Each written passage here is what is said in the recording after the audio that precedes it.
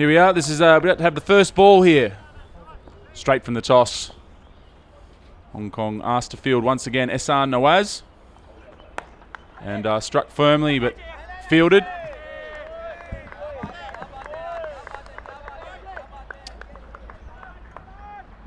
And that's virtually a carbon copy of Thursday's match. Sunny skies, the same wicket, which looks exactly the same result for the toss, with the Netherlands electing to bat first. Max Abbott here with you in commentary, and after this delivery, here my co-commentator Tim Cutler. Thanks, Max. Morning all. Another perfect day here on the peninsula of Hong Kong. Ehsan Nawaz coming in to open the bowling again against Stefan Myberg. 2 days ago, this field saw one of the great associate one-day games, with Hong Kong failing to chase the Netherlands 330 for 7. And looking at these conditions, we're looking at another high score again. Good angle there from Ehsan Nawaz, just cramping Myberg up.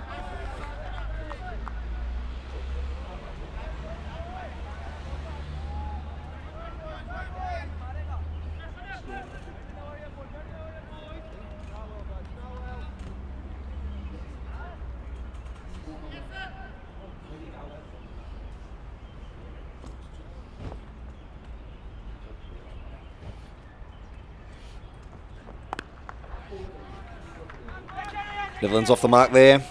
Myberg off the hip. Tanvir Ahmed fielding it down there at fine leg.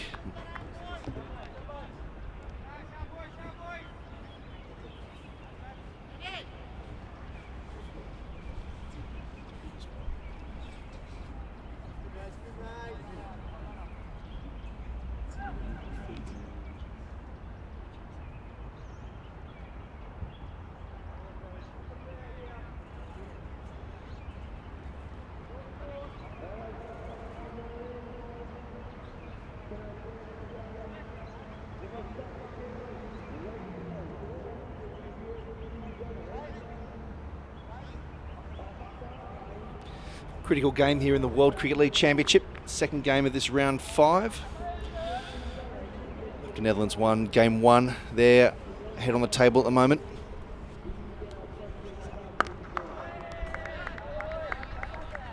Yeah, it was an absolute thriller. And we've got one more ball to come in this first over. It was record numbers in our first stream, Tim. It was very pleasing to see plenty tuning in, especially for the thrilling finish. Had a lot of viewers peaking right at the finish as the equation got very tight at the end of that first game. Appreciate all your comments and feedback.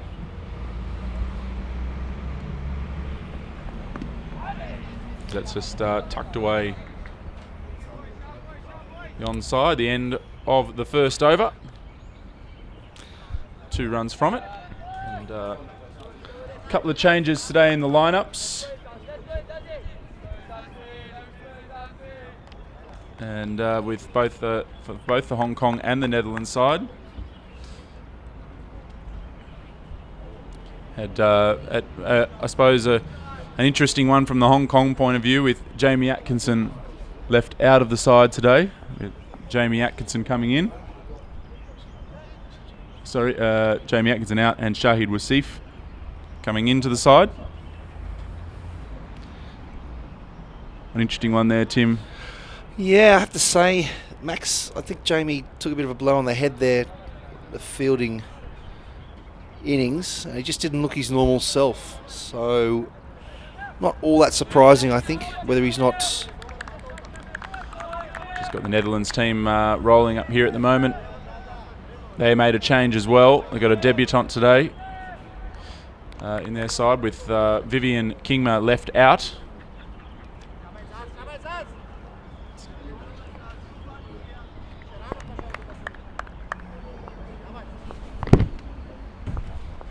Zaz Khan in to open the bowling now.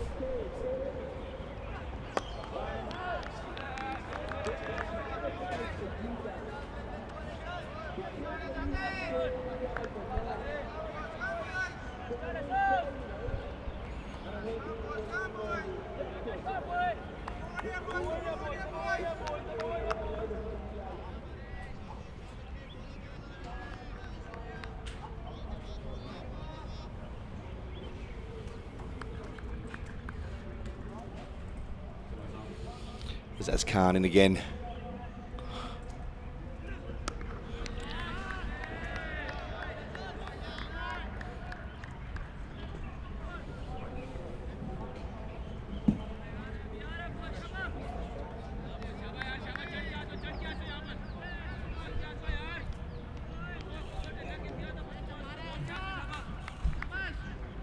Change the order today, Max.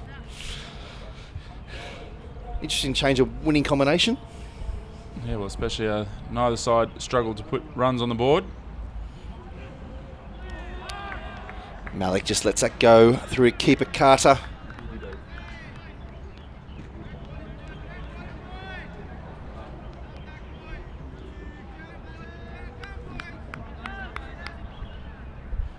Looks like it's the same order. I'm going to blame you there, Max.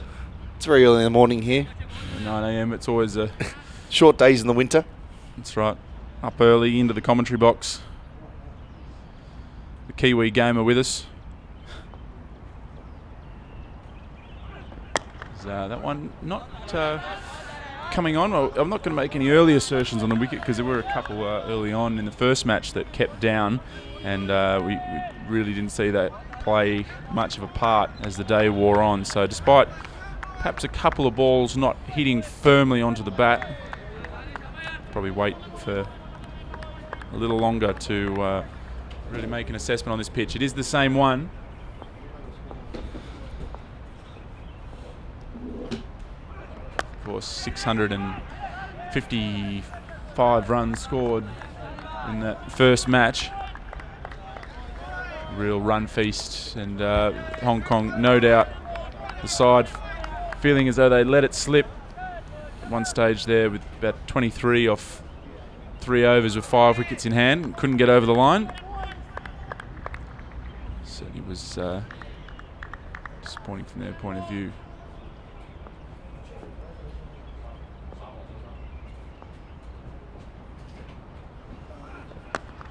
So clip through the onside. There should be a couple here. Hassan Khan gives chase out there. The batsman thinking about 3, and a bit of a mix-up.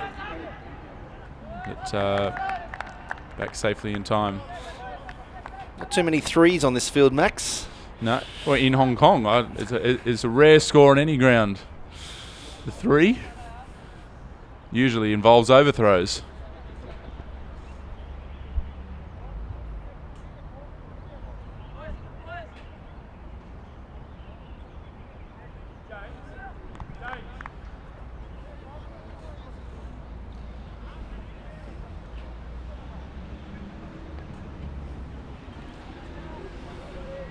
Slightly slower start than the first couple of overs in both innings, Max. We saw at least 20 first 2 overs of match 1. Yeah, I think Hong Kong have fixed their length up a little here just in the first couple of overs. Not certainly bowling just back of her length. Well, that's wide. Yeah, they were guilty of just over pitching or giving a little bit of width. I think the plan is, especially to Myberg, to try and bowl into the hip. Yeah, he definitely is very strong away from his body, playing some cracking drives through the offside 2 days ago. I'm sure Ehsan Nawaz is trying to prevent that today. Just as we're talking, Stefan Myberg's played an amazing drive through the offside there. His first of the day. Netherlands on to 8 for no wickets in the 3rd over.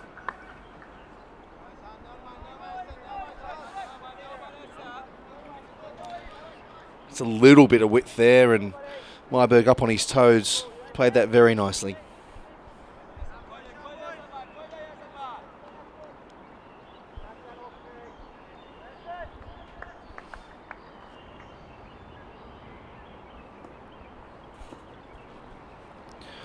Nawaz in again.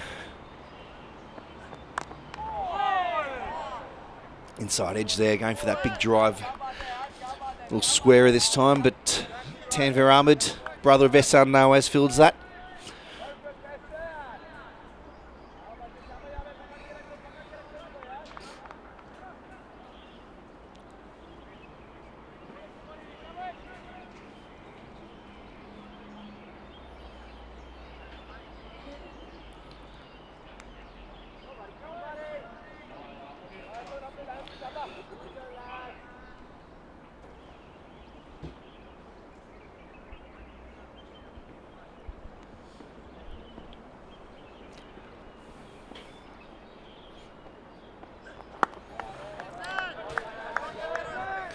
Good line and length there from Nawaz.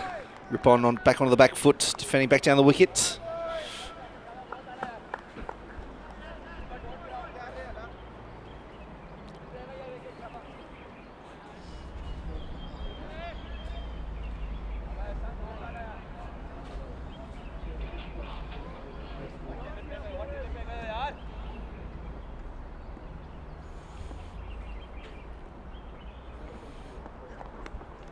That's off the pad. That'll be 4 runs.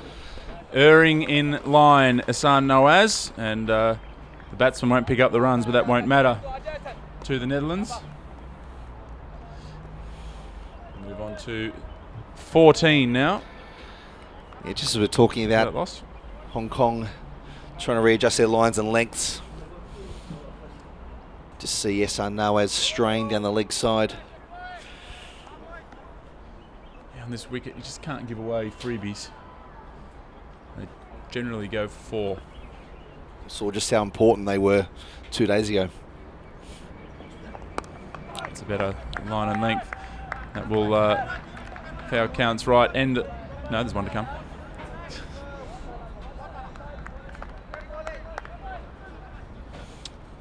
Yeah, that's the spot. And, Ripon, of course, made a duck in the first game, so he'll be keen to just get a look at a few balls here, so an opportunity to build a bit of pressure.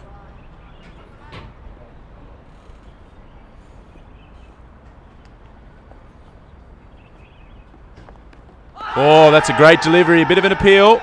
The umpire indicates off the pad. That one nipped back a little bit from Ehsan Nawaz.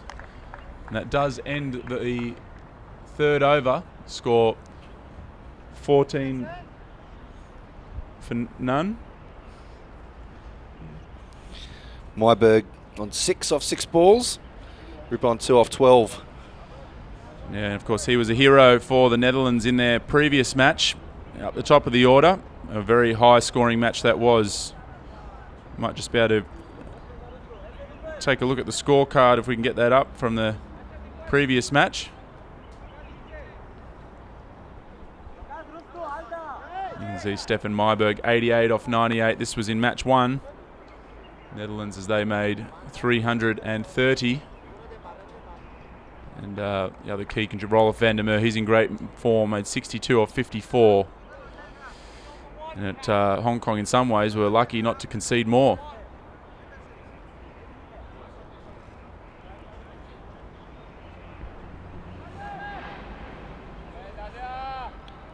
Great scorecard there, Max. Despite no one scoring 100, lots of good partnerships. Real team innings that was.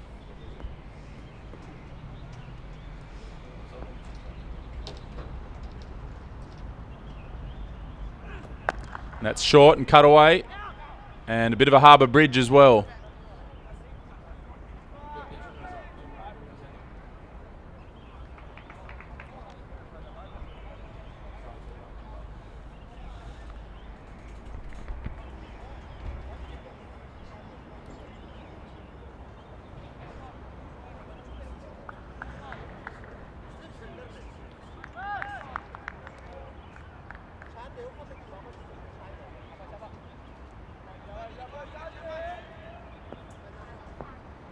Zaz Khan in here to Myberg. Looking to get up on his toes and punch that drive again, but no run. Fielded by the new player in the team today, Shahid Wasif.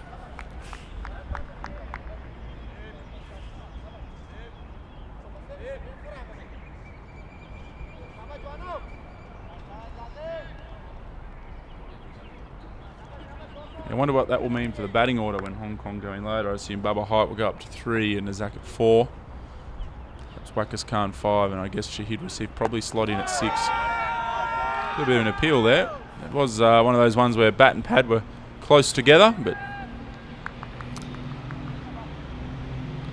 Tabrak Dar, Hong Kong umpire, former ODI captain of Hong Kong, has also umpired in one-day internationals too. The first man ever to do that.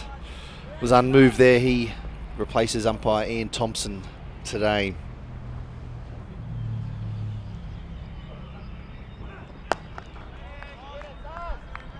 solidly driven to mid off there.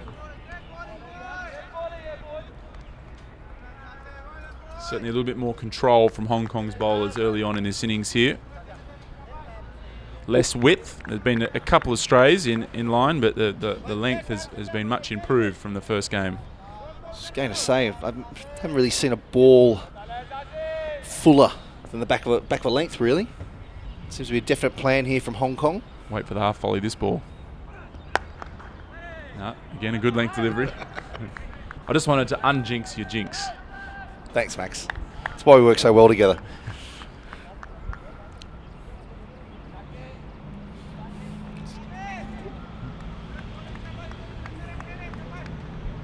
How about the weather we've had here, Tim? This series with Netherlands has been incredible. I don't recall the last time I saw a cloud. Is our date that bad that we're talking about the weather already? No, but it's so good. It's worthy of discussion.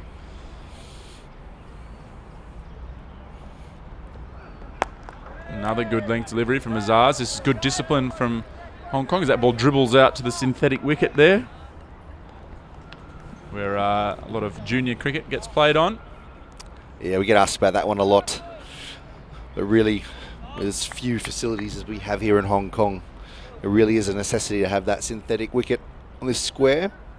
Funny enough, this square that Cricket Hong Kong are responsible for maintaining.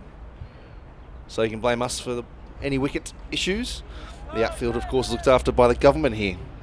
So another little quirk of Hong Kong.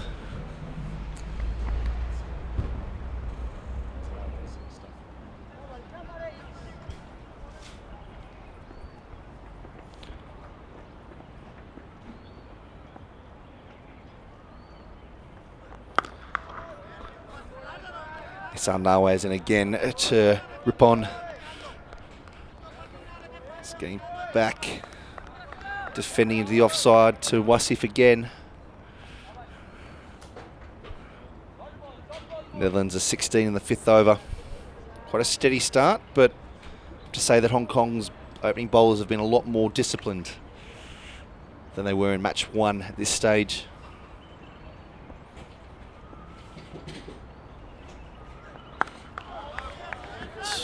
Probing around that back of a length again. Good to see people already commenting on the stream. Kiwi Gamer, welcome. Kapil, thank you for the support. We'll be watching that chat as the day goes on. So any questions about the game, about the players, about Hong Kong, go for it.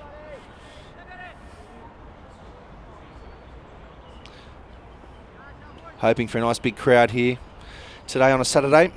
Nawaz in again. It's a lot better from him there.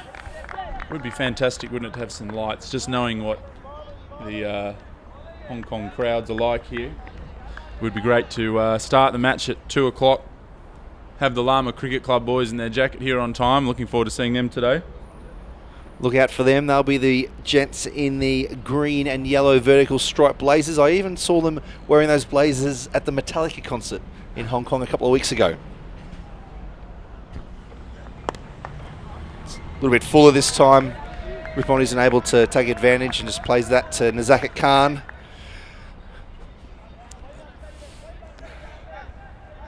I love seeing that though. It's a little bit English for me, but Blazers in Hong Kong.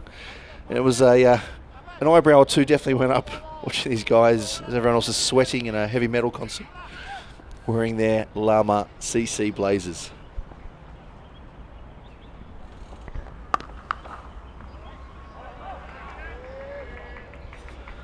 So we're talking about the lengths there again.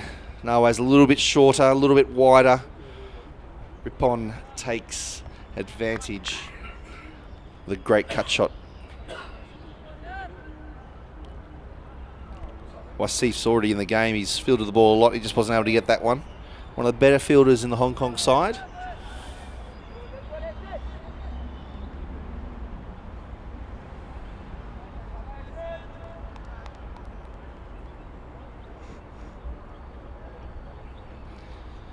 Netherlands move on to 20 now.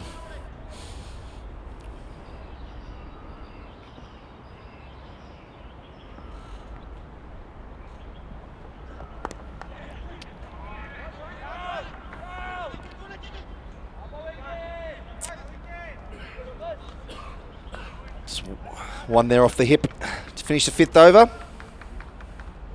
21 for none. Yeah, solid start here for the Netherlands, and I think they've got their approach right here. Recognising that there's no need for a cavalier approach.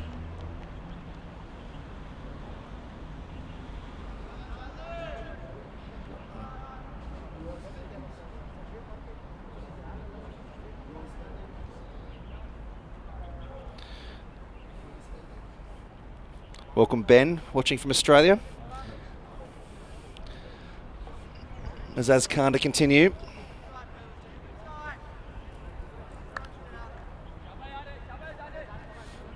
Still the event staff here busily setting up for the crowd.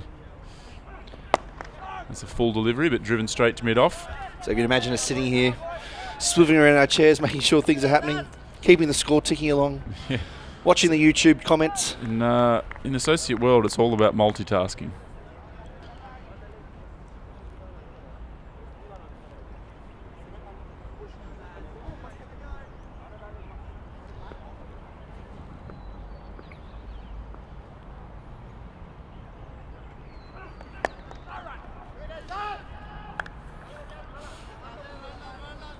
I think it's going to be really important for Hong Kong to just pick up a couple of early wickets here. The Netherlands look very solid. There's not really been any shouts or balls going past the bat. It's been a very solid start, and although the run rate's nothing special at this point, as we saw in the first match on Thursday, it can accelerate very quickly, and especially if there are wickets in hand. Unless, of course, you're Hong Kong and have 7 wickets in hand and can't quite finish the job. Yeah, well, Max, I was sitting in the same seat you were 2 days ago, and I could feel the blood draining from my face. I don't think I spoke much for the last 2 overs. It's a bit of shock. Yeah, the game had a lot of changes in momentum. But it was a great match, and certainly that was indicated in the streaming numbers that we had and the amount of positive feedback about the match. It's well bowled again from Azaz. This really has been an improved bowling performance to start with here from Hong Kong in the early overs, and they now will be really hoping to be rewarded with a wicket.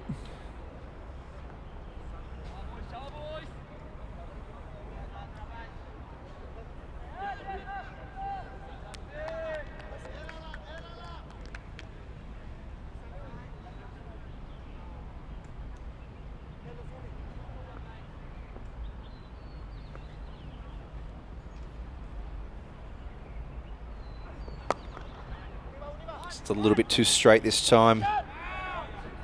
This is Nadeem Ahmed chasing that one down to long on. 2 runs to the Dutch.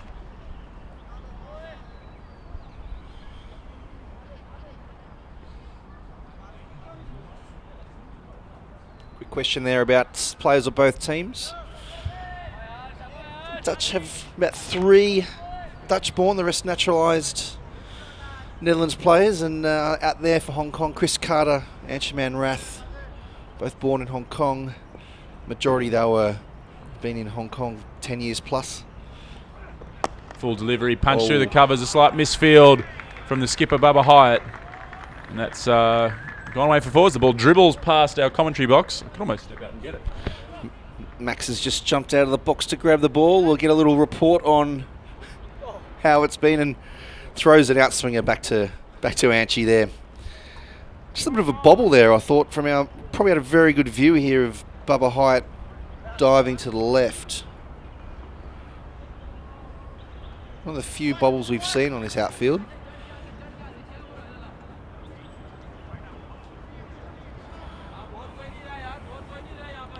Yeah, Ben, the majority of this team from Hong Kong has been in the majority of their lives.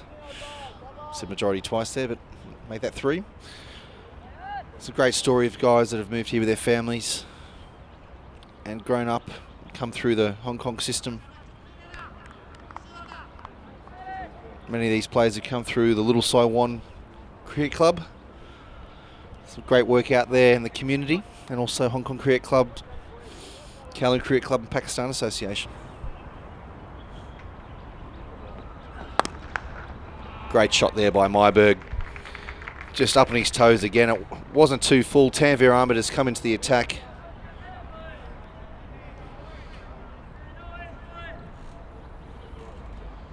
Yeah, welcome to the bowling crease, Tanvir Ahmed.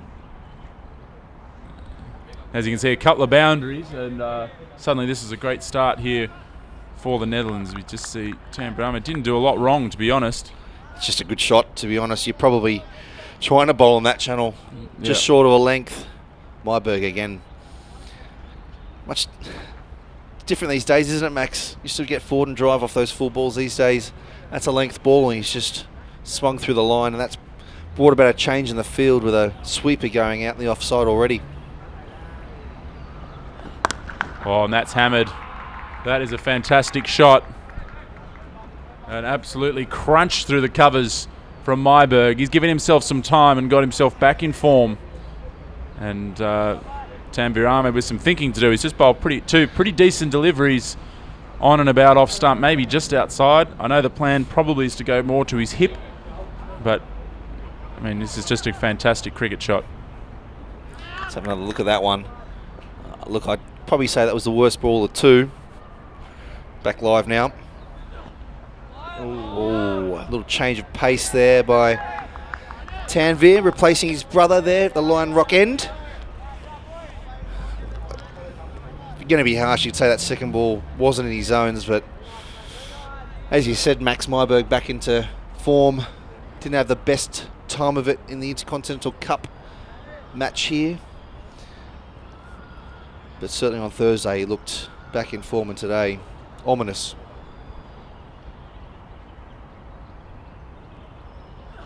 Full, and lucky there Tanvir Ahmed, and this field doesn't cost him. Just wonder whether Hong Kong might even take a little look at spin early here. Well, we saw got a lot of spinners in the side. Yeah, we do. Saw how well Ehsan Khan bowled before he unfortunately hurt his hand taking a catch. Anchi Rath only bowled the 1 over, but might be a chance here just to slide a couple in quickly. Of course, with only 2 fielders out, have to be bowling very tightly. It's off the pad. Carter gets a crucial deflection. Stops the ball running away for a boundary. Leg by signalled.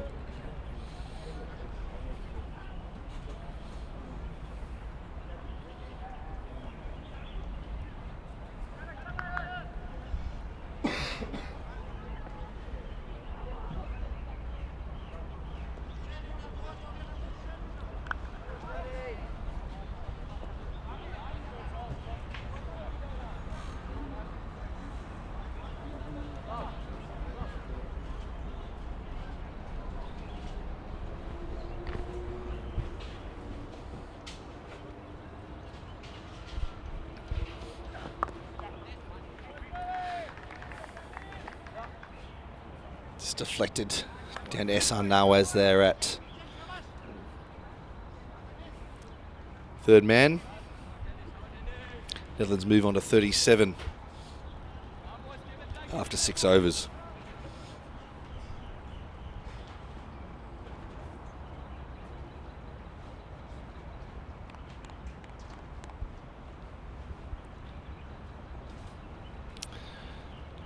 See Ravi Mulchandani there online, one of Hong Kong's young up-and-coming stars.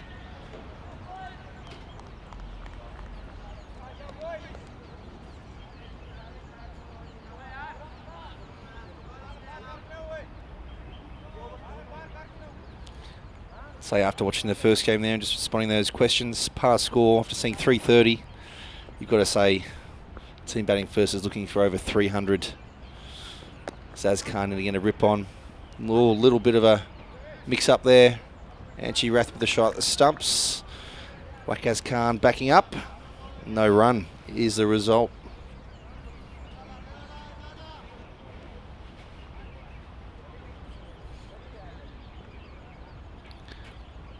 Yeah, you're right there, Eugene.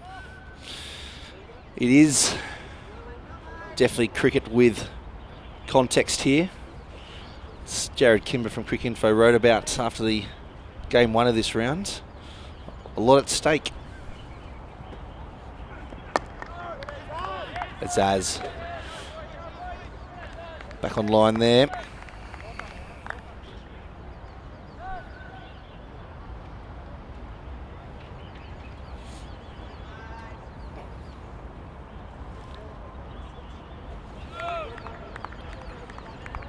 Talking more about development of cricket non-test nations as the day goes on.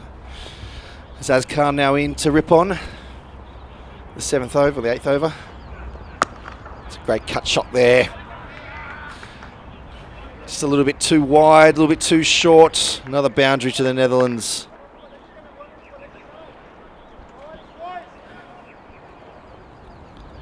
Hopefully we can get another look at that quickly.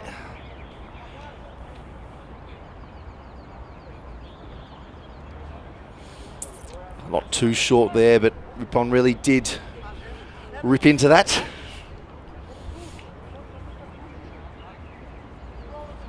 Ehsan Khan, no chance there at point. Pick that up.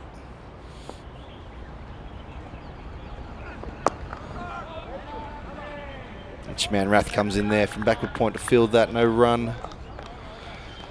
Just ticking along nicely, although they've been a little bit more circumspect today than they were in game one. The runs do tick along on this Ting Kwong Road recreation ground. Talking about past scores of 270 plus on day one, and we saw 330 almost be chased. So Netherlands going to be looking for something similar today. It's blocked into the offside there. Skipper Hyatt fielding.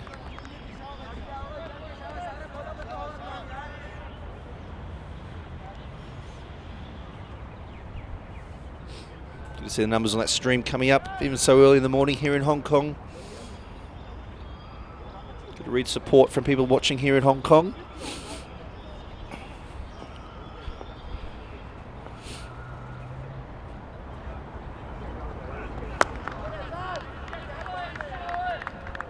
It's good to get from Azaz.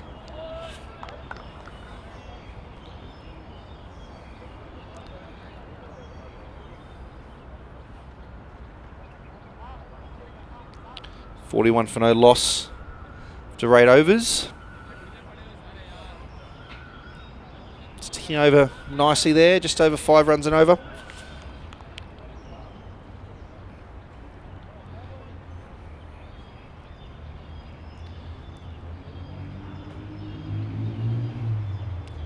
Ripon on 18, Myberg 16.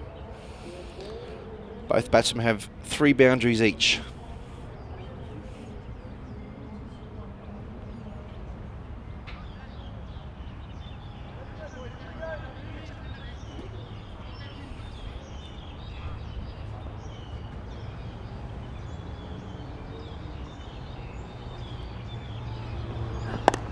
Tanvir Ahmed very full there, driven down the ground.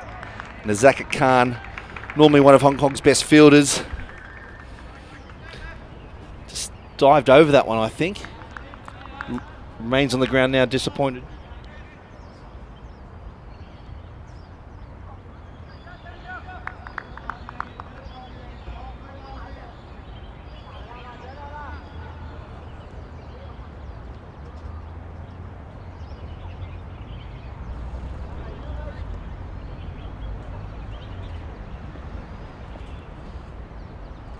Tanvir coming in again. Can he stem the flow? He's pushed into the offside. A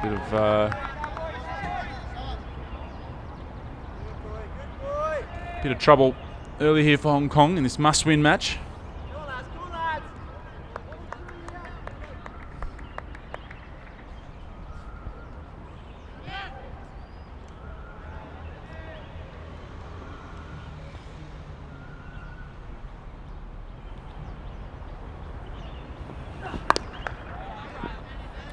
Better there from Tanvir Ahmed. It's cramping Myberg there.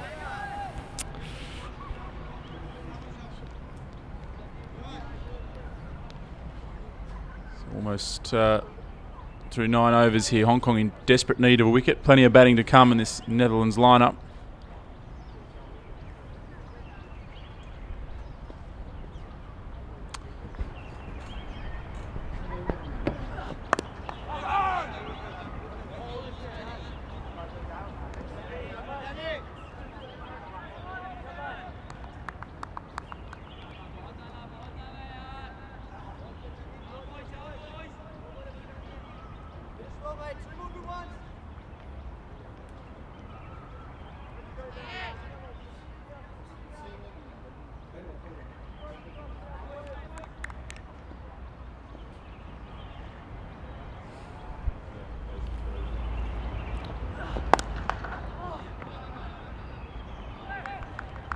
Well fielded by Bubba there.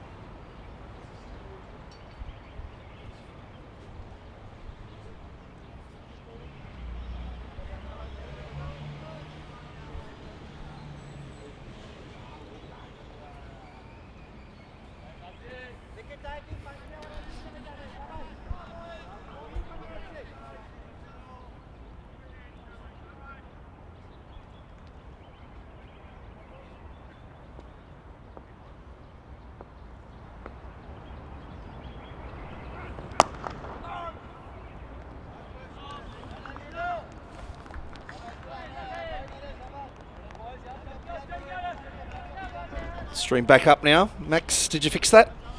Yeah, just an application not responding situation. Control Alt Delete. Yeah, yeah, or the equivalent of on a Mac.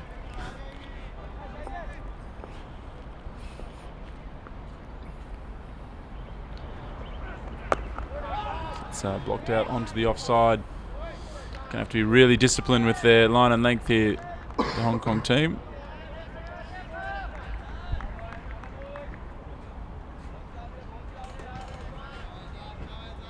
What are you hoping for crowd-wise today, Maximus? Well, normally I deal at this ground in terms of percentage full. That's how we talk about it in Hong Kong cricket. So I would like to see the ground 3/4 full today.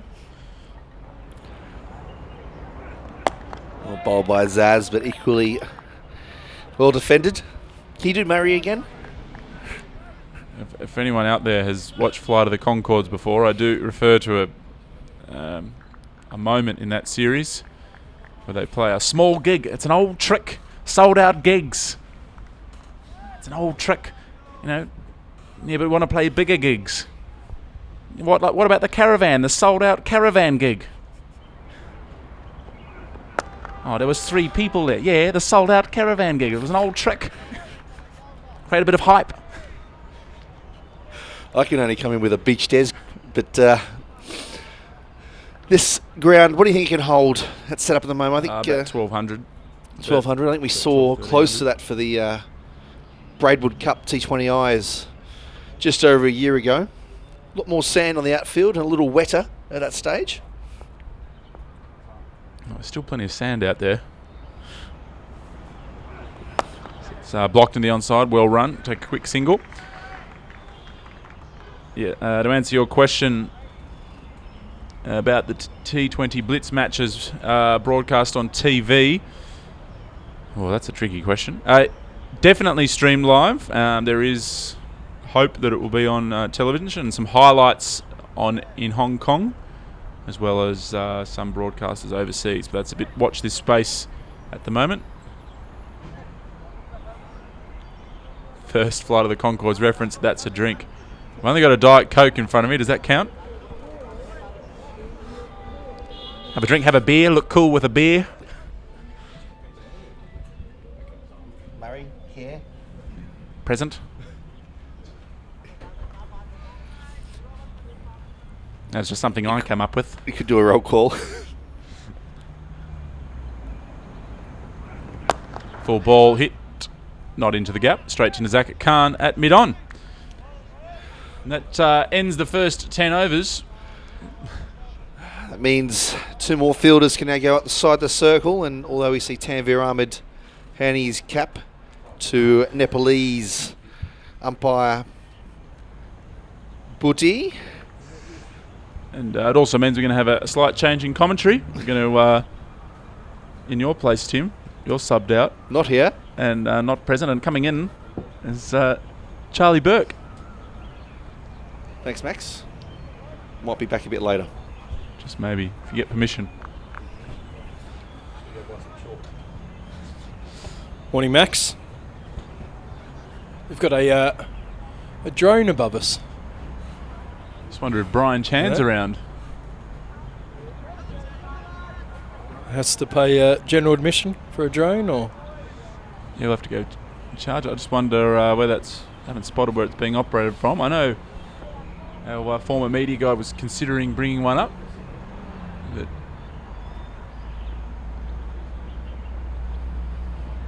so, Tanvir Ahmed, number 55 on his back. Oh, and he's taken a tumble in his delivery stride. At just a single. Mopped up by Ehsan Khan, I think. Square of, it's obviously going to be, he's going to look for, it was a fairly full length for the field that he's got. He's got a deep square, a sweeper, third man and fine leg. So you'd expect him not to go too full here. He may actually have 5 out at the moment. So hopefully the captain, Bubba Hyatt, notices, which he does, so brings deep square up. Yeah, and just a good question here from Krishna. But who are the strong teams that might finish in the top 4 and play in the World Cup qualifiers in Bangladesh? We might also bring the points table up in a moment.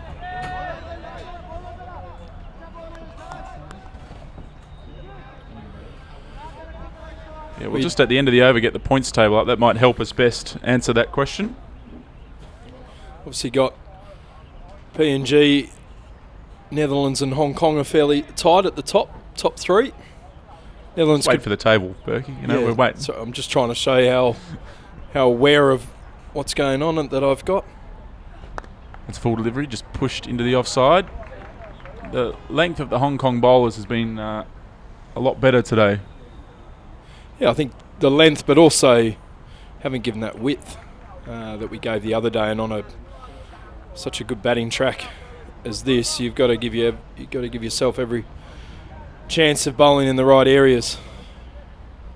And better 10 overs, I think, from the Hong Kong side than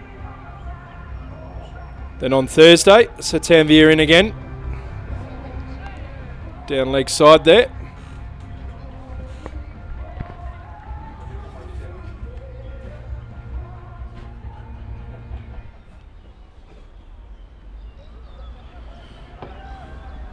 DJ getting a little bit excited here, playing a bit of music in between deliveries. Expecting a fairly decent crowd down this afternoon on such a beautiful day. Tanvir again. Poor bit of fielding there from Bubba Hyde. He's missed a couple this morning. He's usually got very safe hands, and One just getting through for a single there.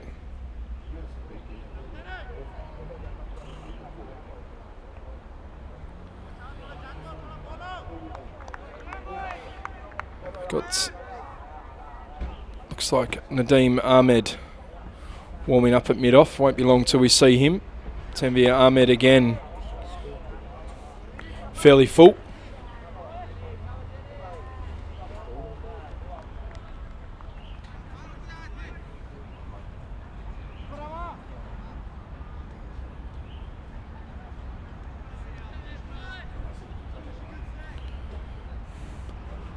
Ehsan Khan, who was at deep square, has just come up inside the ring. Fine leg, third man. And a sweeper on the offside as Tanvir in. A little bit of width there, down to third man. And fielded by Tanvir Ahmed's brother, Ehsan Nawaz, who's at third man in front of the general admission area, in front of the tennis courts there. Netherlands move on to 52 without loss after 11 overs. So a solid start from them again. And we're going to have the first introduction of spin today. Nadeem Ahmed, left arm spinner from the Victoria Harbour end. Yeah, we've just got the points table up here, so to answer the question about who are the top four to maybe go through to the qualifiers, I mean, there is a bit of a gap there in that top four, so you definitely say that Netherlands, PNG, Hong Kong and Scotland are well placed to make those qualifiers, but still sort of 5-6 games to go.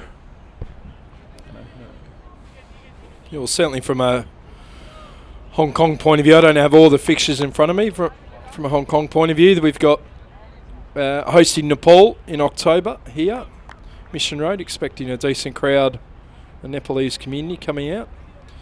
And then the last round of I-Cup and World Cricket League Championship is played concurrently in the UAE in Full end delivery. of November or early December.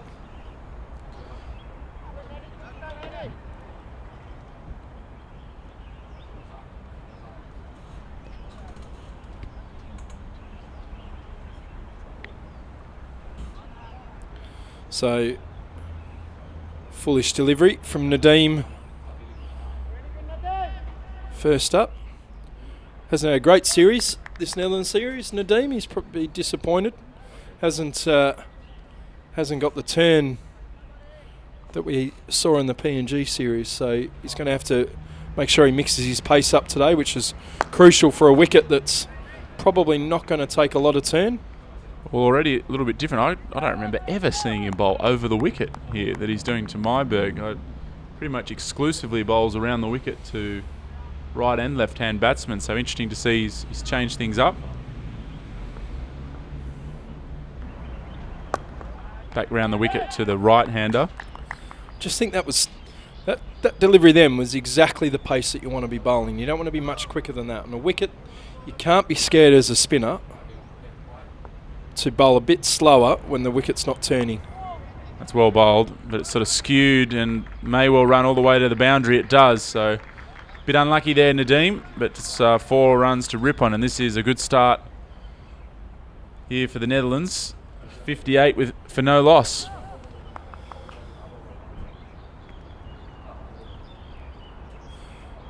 You've probably spoken about it already, Max, but I've never seen a captain throw his head back so quickly at a toss. He's won 3 in 15 as captain, I believe. Have to find a sub for the toss. It's again well bowled. That's encouraging for Nadeem there. He's bowling with good flight, good pace, just a little bit of turn as well.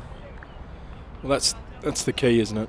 I just, even if the batters start using their feet to him, you still got to make sure that he's bowling this pace, because this is the pace that you need to be bowling. The last few deliveries on this sort of wicket. Tosses it up again.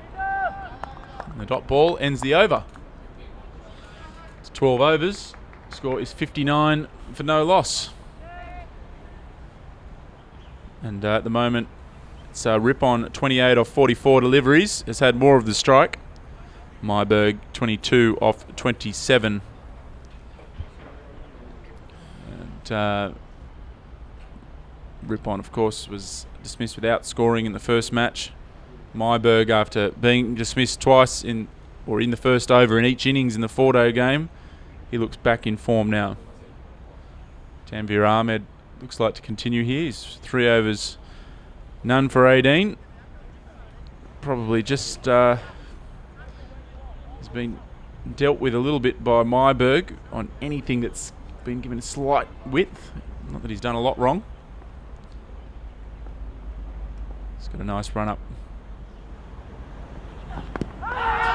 Big appeal. That one looked like it was just going down the leg side. I think it was a very confident shout.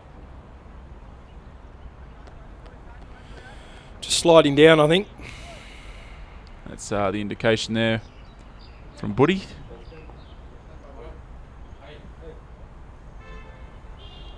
So we've got a replay here.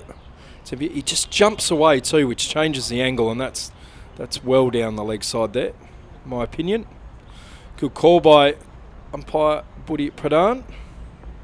So Tanvir in again. This time to Ripon. Foolish again.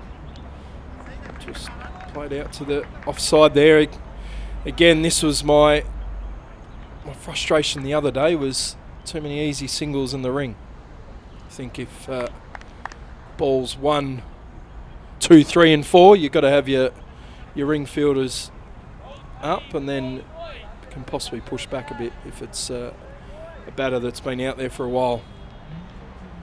Yeah, I'd agree with you there. Thanks, Max. Well, we agree on a lot of things, Charlie. Just a hold up there, I think. So Myberg, 88 in the first innings. It's looking all right. First innings. First innings. First match. Just used to 4-day cricket. Max. In the air. Oh, that was not far off being a chance. He's almost indicating there that he might have got a fingernail to that one. Might try and get another look at that. That was close. So he was looked fairly laxed about it all, Tanvir Ahmed, but I think that was a genuine chance. Right, so a decent over. Couple of balls left. I would drop people back in the ring, and I'd drop you long on back. Last couple of balls of the over. Yeah, key delivery here. And it's a half volley on leg stump and well fielded. Some good backing up there from Anshi Rath. Unnecessary throw there from Shahid Wasif. I think he was out of his ground at the time of throwing. Sweeper out here, man backing up. Did say that we usually agree on things. Yeah, no, that was just lying. Being polite on camera. Full delivery and smashed, but there's 2 men out. So that is a pretty good over. Good to see From Bubba Hyatt looking after his bowlers. He's got Nadeem Ahmed at long on.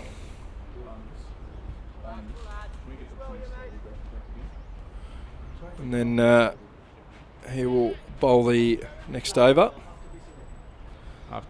So deep square, fine leg, third man. And a sweeper on the offside.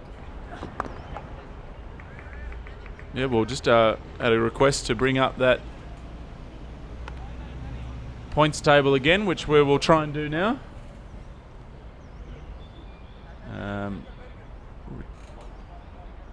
Who was it who requested that? It was Cass? No, that's not the points table. That's the scorecard. Points table. But that was the epic run feast in the first match. There's the points table. There we are. It's desperation times for Kenya and Nepal. They're probably going to have to win all their matches and hope results go their way. I think Namibia and the UAE are out of the running for that top 4 spot. And his delivery here as that's driven down the ground for a single. I would imagine the PNG supporters, Max, should be pretty keen, probably backing Hong Kong today. Yeah, keep the definitely. table fairly even, and Yep. they've obviously they'll have 2 games in hand. I think they this is a bit of a... Oh, that's a good shot. Oh, that's in the air. The chance. And got him. taken. Shahid Wasif in the deep there. That's a key wicket for Hong Kong. Nadeem Ahmed bowling at that good pace has drawn Myberg into playing a big shot. The dot balls from the previous over counting for something for Hong Kong. And that's the first wicket. Score here, 63 for 1. Just such a better pace, Max. Exactly, gave it a little bit of flight there. Myberg going for it. We've got a replay here.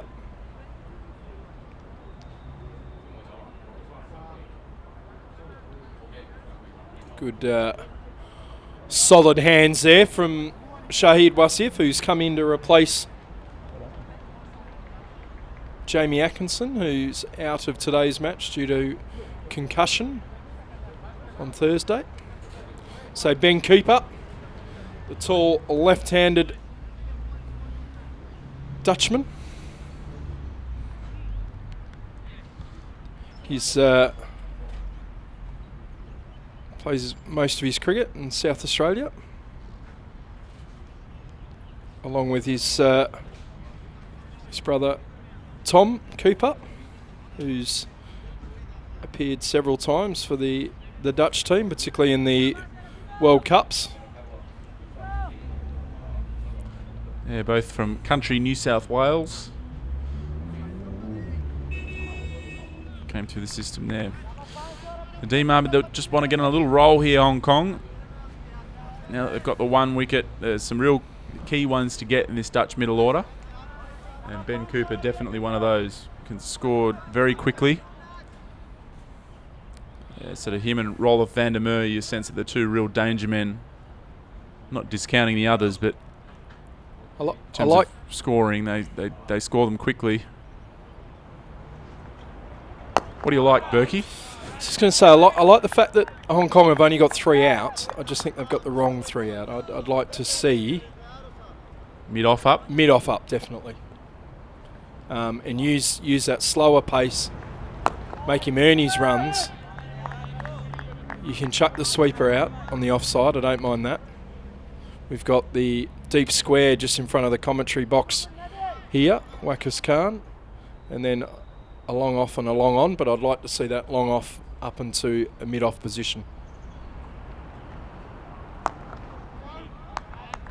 One thing that we have seen from Cooper in the 4-day game in the first World Cricket League match is that he's got a decent cover drive and likes to go fairly straight, so I'd like to see maybe even someone catching there for the new batter. It's a good pace there from Nadeem Ahmed. Yeah, it's a really good over.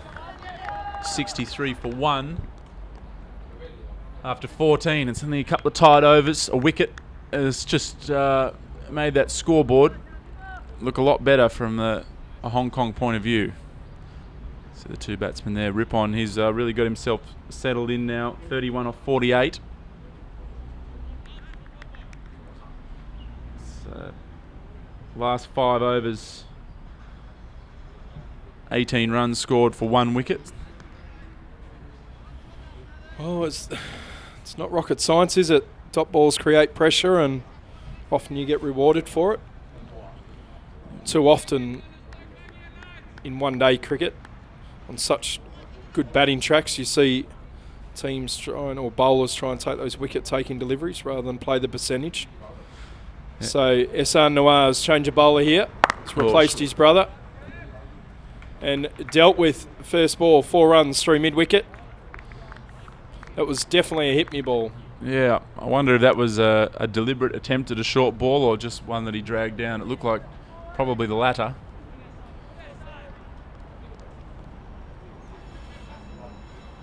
I was watching him in the field a bit earlier and I saw him at warm-ups as well. I just felt he looked a bit stiff today, a bit sore maybe. Ehsan Nawaz in again.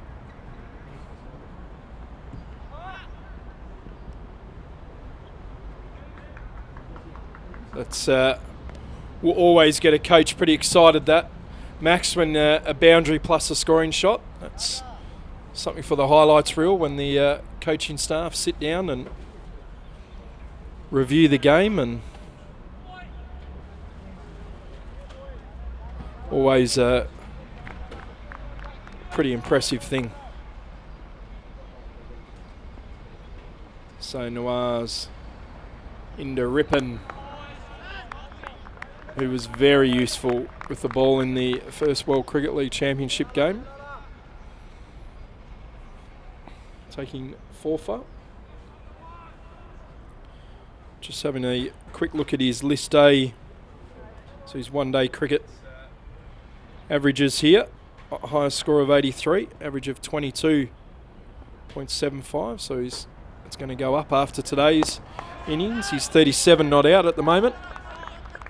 And have Ben Cooper at the non-strikers, who is yet to score. I think that's the key on such a good batting track, is try and make it as tough as possible for Cooper to get off the mark. The more balls that he takes to get off the mark, the better it is for Hong Kong. Hassan Nawaz again into Rippon. Rippon just nudging it onto the offside there. Moves the score under 70 for 1. Moves Rippon onto 38 not out. Looking very handy player in their one-day side. Opens the batting, bowls his full allotment of 10 overs. Very useful spinner. Hong Kong side just taking a bit of time to get set here for the left-handed bat. I'm pulling my hair out here, Max. The field in the ring is very deep. He is not off the mark yet. Noir's into Cooper. Plays it to mid-off. I'm sure you'd be relieved that they didn't pinch a single there. Absolutely. So end of the over. 15 overs gone. Which used to be the power play, first 15 overs. Now changed, obviously, with the few new rules, few new tweaks to the one-day game prior to the World Cup. So 70 for 1 Hong Kong. Rippon on 38. Cooper still yet to score. Change of bowler here. Bubba has been not afraid to mix his bowlers up in the first one day, and he's doing it again here, although I'm surprised. But he's going to bring on Ehsan Khan, and I'm assuming he's doing that because Cooper being a left-hander. Yep. I mean, there was a left-hander in before, but which he got, which he the wicket off. Dismissed. But I mean, it could also be in part just trying to keep his options open through this innings. Nadeem Ahmed had only bowled the 2 overs, but perhaps wanting to use him a little more through the middle rather than suck too many of his overs up early. Saw Ehsan Khan come on earlier and pretty much bowl through, although he was stopped at 9. Yeah, that broken fingernail or whatever he had. Is that the reason for not bowling the last over? He was off the field for almost so a lot of strapping on his hands. Yeah, the Hong Kong team uses up its strapping allotment. Physio goes over with 35 kilos and comes back with about 5 kilos often. So dot ball to start his spell. Ehsan Khan, he'll mix his pace up. Did that very well in the first game. Bowled well from this end.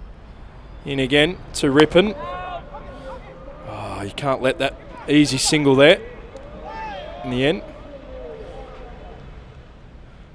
Ehsan Khan just getting his hands warmed up again with fairly sharp throw there from the energetic Shahid Wasif.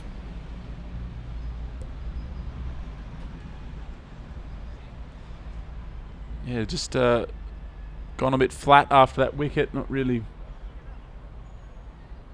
getting the pressure on. So Bubba Hyatt taking a fair...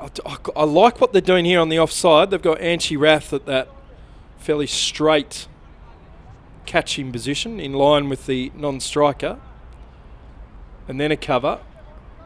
Still like to see. I'm never a fan of no one in the ring on the onside there. Bowls and hit through the gap and covers out to the sweeper. Well, that's the problem. He's going to have a bit of width on the offside, isn't it, because of that field that you were just saying then? Yeah, it's so easy to just knock the ball onto the onside and maybe even pick up 2. What's the deeper boundaries, the square boundaries here at Ting Kwong Road Recreational Ground? SR Noirs to Ripon. Ripon just rotating the strike well since the loss of Myberg. He moves on to 40. It's Nadeem Ahmed there. Perhaps just... Ripon's only reached 50 plus in 2 times. So he's 10 away from that. So he'd be looking to add to that column.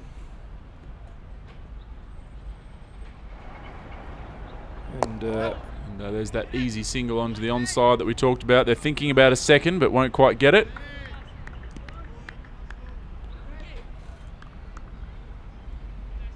Marcus Khan, the fielder there, missed out in the first game. He didn't have a great game first game, if I'm brutally honest. He didn't feel particularly well and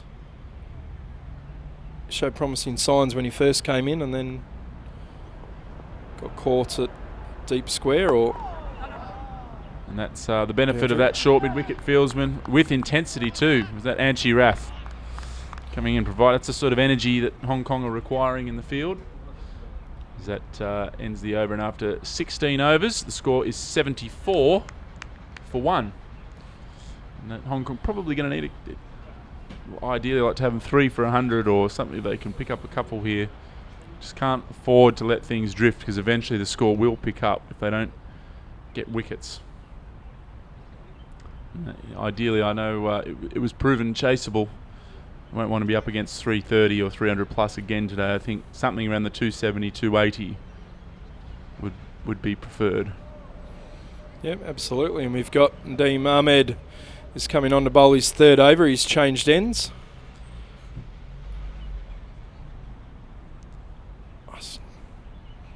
I know I've said it, but it's frustrating me with the 4 fielders out for Cooper. I do like where they've placed Anchman Rath though for Cooper. He obviously, Hong Kong team have done their homework there and watched a fair amount of footage of Cooper. He'll be turning it into the left-handed Cooper, who sweeps. Oh, mix up. It's a mix up the bowler's end. Great throw. Yeah, question about the Hong Kong contractual setup. Obviously in relation to Jamie Atkinson playing and working as a teacher. So the first part is there, how many Hong Kong players have full-time contracts, and what difference would it make if they were to join? Oh, that's an inside edge. Very unlucky for Nadeem Ahmed. That'll go for 4. Can't do much about that. He's beaten Cooper there, who has batted very well, but I want to say ridden his luck a little at times across the last couple of weeks. One just going past the stumps and going for a boundary. It's a fair question. We've got 16 contracted players currently. That's through the support of the Hong Kong Sports Institute, as well as our own funds, Cricket Hong Kong's funds. We do have players of the likes of Kyle Christie, who is based in Australia because of his work commitments. I know he'll be, well, he's probably got cricket on today, so he might not be watching at the moment, but up and coming quick for us. But he gets a contract fee when he's away from Perth, so when he's with the squad he gets a daily rate. But it is a fine balance. You've obviously got guys that, such as Jamie, that want to make careers in other areas away from cricket. And Jamie's one of those at the moment. He's a very accomplished teacher. So he gets, often they'll take leave without pay, and Cricket Hong Kong picks up the tab for that to try as best we can to have our best possible team on the park. So Nadeem Ahmed, and again there's an appeal there, confident appeal from behind the stumps. Tough one to give when it's bat and pad. Doesn't seem too concerned about it. Having a bit of a joke with Buddy Pradhan. In again to Rippon. Just played that out beautifully out into the offside there, into the cover region. Diving stop there from Azaz Khan. He's kept that to 2, and Rippon just letting go of his bat there when he was running between wickets. And that's end of the over, and I think it'll be time to take a bit of liquid, Max. Yeah. Everyone's thirsty. I think just having a quick look around the ground, we've got the Lama Cricket Club guys. You can't miss them. Hopefully at some stage the cameras will go on them, but they've got great supporters of home matches here in Hong Kong and cricket in Hong Kong in general. They've got their jackets on and a Peroni box in front of them that I'm sure will be regularly filled today. Fairly warm day. Just going through some of the comments here. Hello from Nepal. Hello to anyone listening in, watching our coverage in Nepal. Someone's asking here about Mark Chapman. Mark Chapman was initially available for the World Cricket League matches here against the Netherlands because of Auckland being knocked out of the Ford Trophy, the one-day. Kids having a good time. Good to see. Welcome along. Doing a dab. I still don't know what a dab is, so if anyone knows what a dab is, please let me know. But yeah, Mark Chapman, he was available and then got selected for New Zealand 11 against South Africa. That was actually washed out.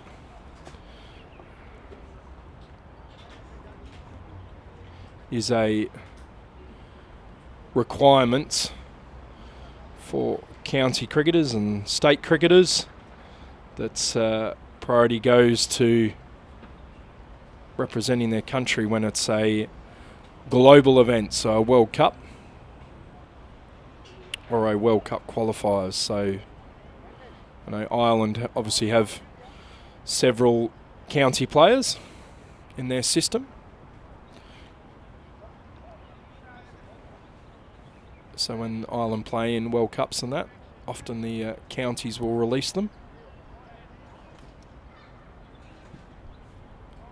So crowd just starting to come in after the first drinks.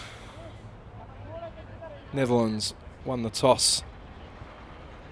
Peter Boren 3 from 3 during this series with the toss. For Hong Kong's sake, hopefully that's not the way that the games will go.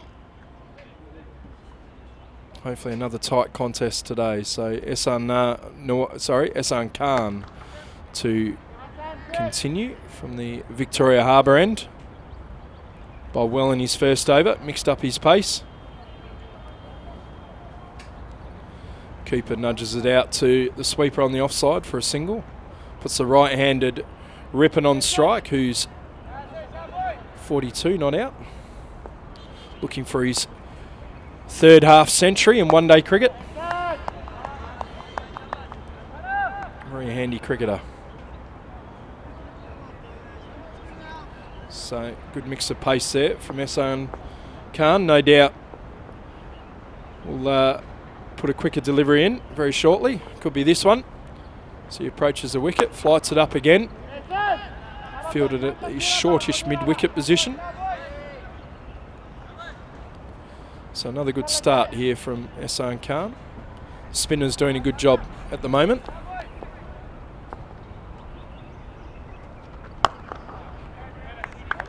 Down the ground. It's an interesting phase of the game here, Charlie. A bit of cat and mouse almost. With Hong Kong sitting back, sort of waiting a little bit for the Netherlands to attack. Netherlands looking like they're sort of just happy just to knock the ball around for singles. Sort of a who will crack first situation. It's hit out. Just a little bit too easy, isn't it, to knock around? I think you were just saying before, Max, that the offie to a left-hand bat, I'd like to see him use mid-wicket a bit more, rather than the giving the width on the offside there. Especially to Cooper, he's very strong through the cover region and straight. And again, good bit of flight there, also a bit of drift into the right-hander.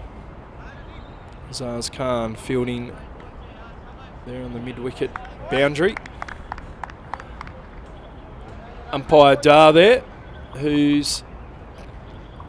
umpired the the I Cup fixture, and now in the World Cricket League Championship, the second game.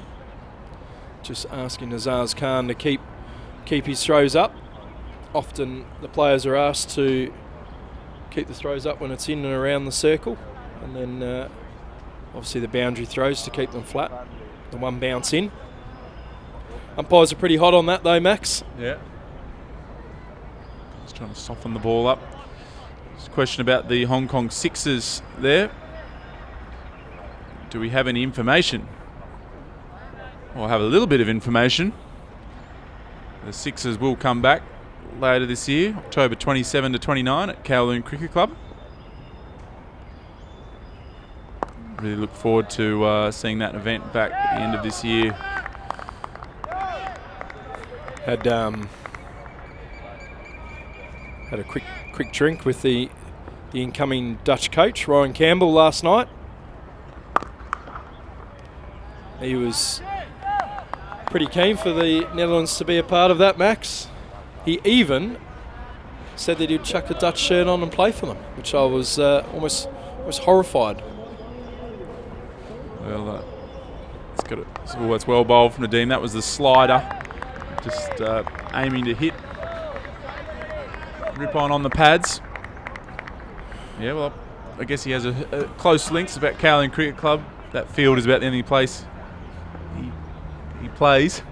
He doesn't venture far from there. We'll be on. We'll grab him for some commentary. Ryan Campbell later in the day. I can see the Llama boys are just starting to settle in over there with their jackets. We've got a shot of them. Ring fielders have got to go back here now. There's been a terrific over so far. Push themselves back. Allow the one. Make sure that the over finishes well. They're going two here. Oh, a good Shouldn't have got two there. That might have been very interesting. So Rippon loves playing with his pads. I'm just wondering if he maybe he's got the buckle pads. Coming firmly off the buckle. He's edging towards a half century here. Boundary will get him there. Just knocks that one over for a single.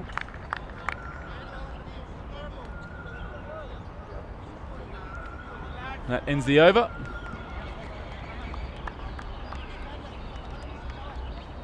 Score is 88 for 1. There's the Llama Cricket Club boys. They'll be having a good time today. Definitely going to be instructing our producer to keep an eye on their progress through the afternoon. Very distinguishable jackets. That's why they've been set up in their own little corner there.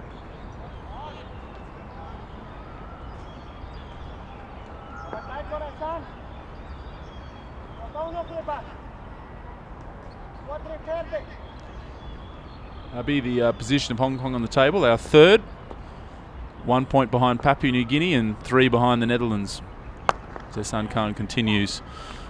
So really, if if they're any chance of winning the World Cricket League, Hong Kong will have to win this game, or Netherlands will have pulled 5 points clear of them, which with only 4 matches to go will be too big a gap to bridge, I would suggest. So this is must win for Hong Kong, and if they do that, they'll just be a point off first and into second place.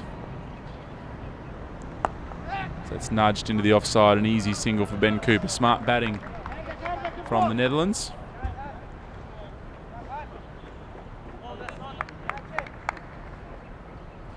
Score moves along to 89 for 1.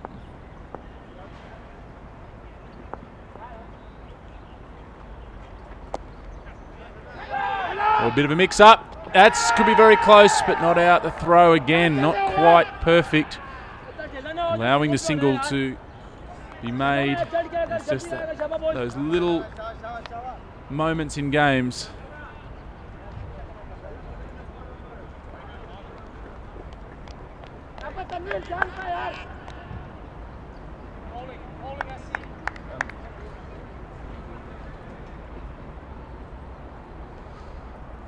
Yeah, that was a close call there for that run out. Batsman got home. Oh, and that's very close. Maybe even a slight edge. And not far away here. Hong Kong just need a little bit of luck.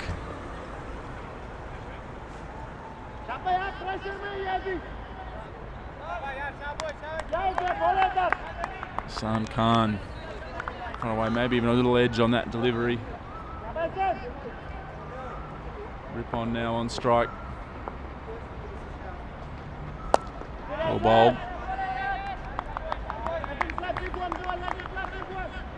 And while it was an edge that was signalled as runs, now while the Netherlands are going pretty well, at least Hong Kong are drawing up the boundaries, testing the patience of the Netherlands batsman. He's knocked down the ground for a single. And that's the 50 up for Michael Ripon, man of the match in the first game with the ball, and now he's come out and made 50 runs with the bat.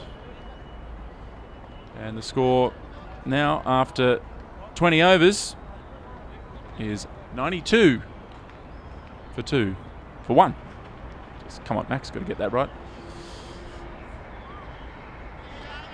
92 for 1.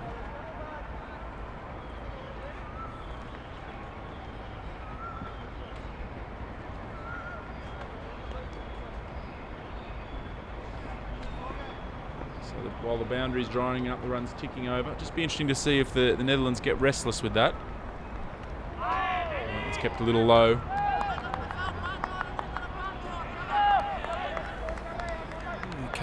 Chris Carter, the Hong Kong wicketkeeper, got one on the finger before.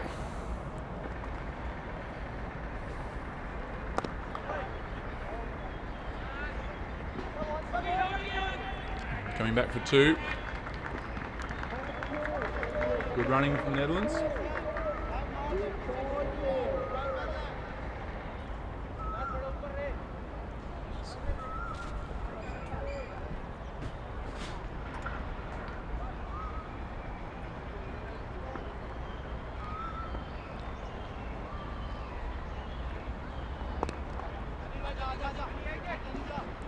Another single. So Hong Kong not picking up the dot balls here that they're looking for.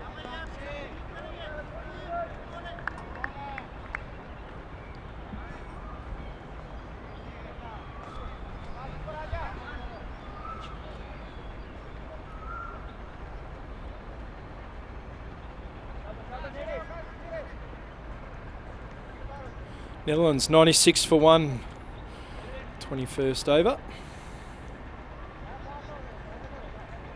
What's the plan here at the moment? Charlie from Hong Kong, they're just trying to drive the boundaries up.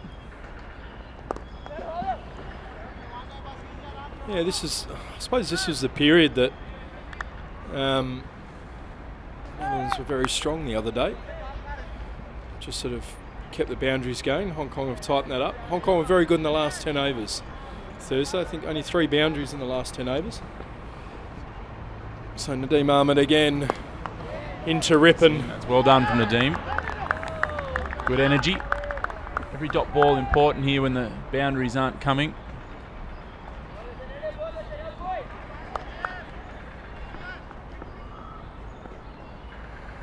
Last ball of the over here.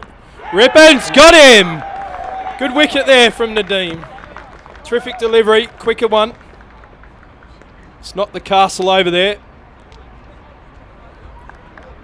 Important wicket there for Hong Kong. Ripon getting his 3rd one-day half century. Stumps pegged back there. And it was a nice fly to delivery. Went for the big one and just beat him in flight. Nadeem there, very well bowled.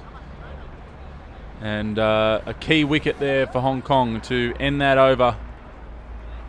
After 21 overs now, 97 for 2. Good little celebration there from Nadeem. Remind me a bit of Michael Jackson in his day, maybe. Just I think that's what he was doing, actually. He's a big fan of He was Michael up last Jackson. night on YouTube watching the Thriller clips. The Hong Kong women's team have a bit of a tradition during their warm-ups. When one team scores a goal, that they've got to come up with a celebration, and I can assure you it's some of the worst celebrations you've ever seen. Got another Murray line from the Fly of the Concords, of course, when they're talking about Michael Jackson off the wall. Oh, yeah, off the planet that guy is. So, Ehsan Khan, the fierce competitor from Little Sarwan, continues from the Victoria Harbour end. Here's a chance for Hong Kong to build some pressure now. We've got the wicket, dot ball. There was a dot ball before the preceding delivery for the wicket. So they just need, if they can find a few more, they can build some pressure.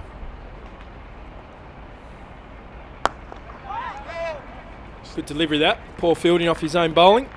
Allows one straight down the ground and puts the new batsman, the keeper for the Dutch boys, Wesley Barassi, Hasn't on had strike. his best tour. Barassi is scores of 0, 41 and 11.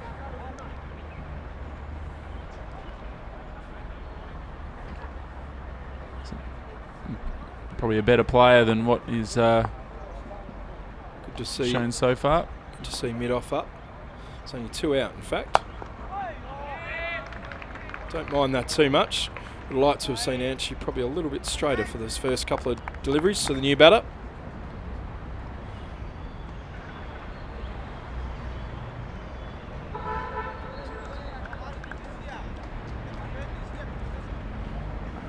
So Barassi off the mark. First ball for a single. Dot ball there to Cooper. I think to this left-hander, I know we've talked about it, but Nadeem Ahmed should be getting a fair work out there.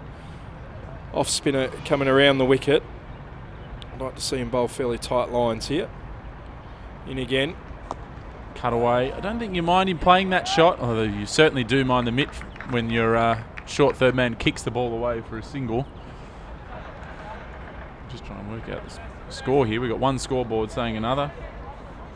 I actually think the score is 100 for 2, despite the scoreboard at the ground indicating something else. And it's just guided very professionally. Barassi through the field. He'll pick up a couple. Just having a quick look at Barassi's stats here. I thought he might have a bit of a higher average in one-day cricket. He's gone past 50 16 times, one of them being a century, which is an ODI game. It's just average just a tick under 30. So I'll be looking to improve that, particularly with the new coach, Ryan Campbell, who's just walked in. Obviously a former keeper batsman for Australia and Hong Kong. He's played 2 ODIs for Australia against Sri Lanka and 3 T20Is for Hong Kong in the recent World T20. Nadeem Ahmed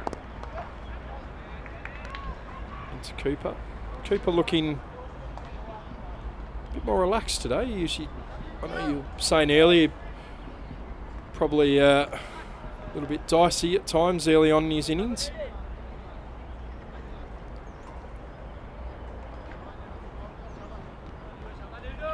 So Barassi just marking his guard here. Looks like he's taking centre to the left arm spinner coming around. Bit of an open stance. Oh, that's kept low. Yeah, that's a. Is that a good sign or a bad sign when you're 22 overs into a game? Yeah, it's probably not a great sign for the Hong Kong batters. We've just got to use it. Got to use it to your advantage. Use the facilities. Barassi looking to use his feet there and then rocked back. Knocked it onto the onside for a single. I still think it's not a bad thing for Hong Kong. Still 28 overs to go in this innings, and I think their spinners would appreciate, after some tough toil in this series, they'd appreciate an opportunity to have some conditions to work with.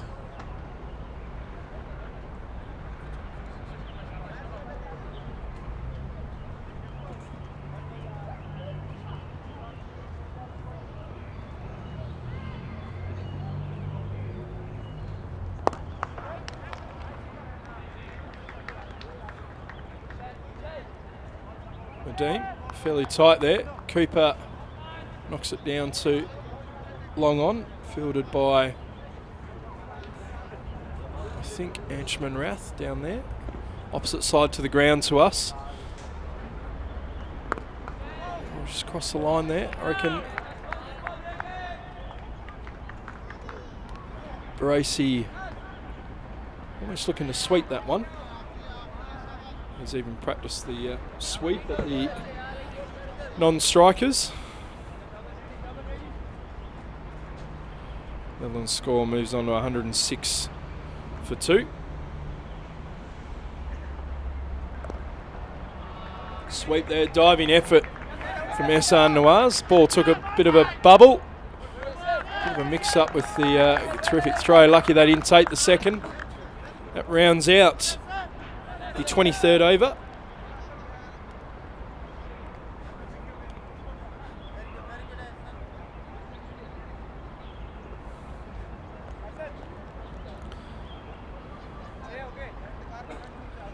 So the Netherlands 107 for 2 after winning the toss. Peter Boren,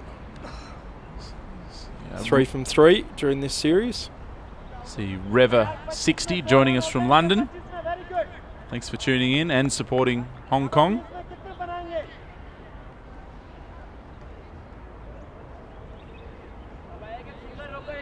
Imagine it'd be a bit cold in London, Max, this time of year. I think that's a fair assumption.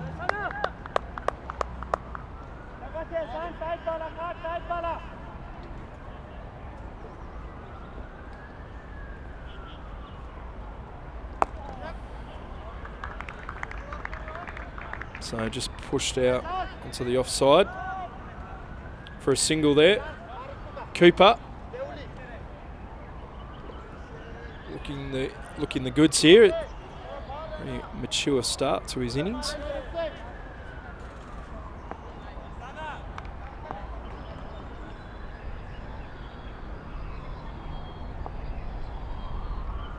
So it's a quicker delivery and it's been dealt with.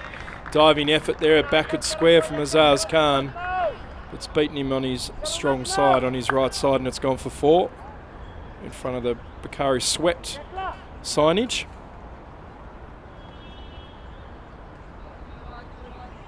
This is the first boundary for a while. I'm trying to cast my mind back. That's been about 6 or 7 overs since the last boundary before that one.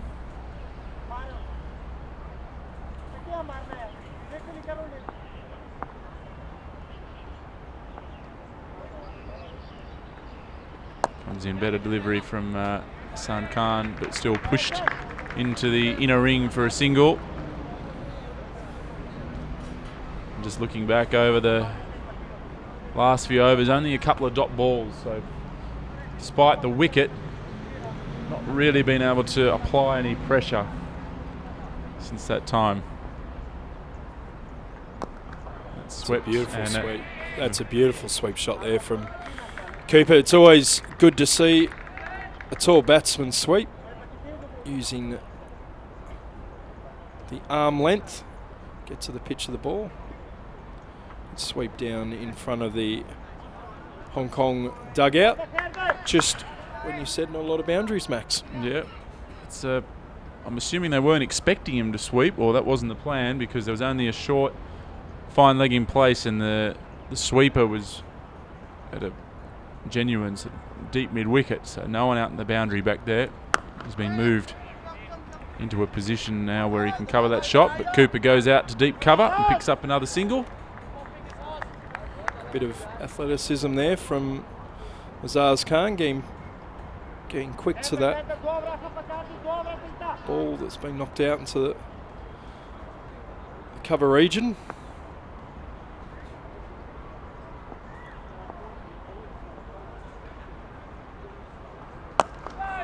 Geez, that sound good off the bat there. It'll be an effort here from Zakir Khan. They're going to go for 2.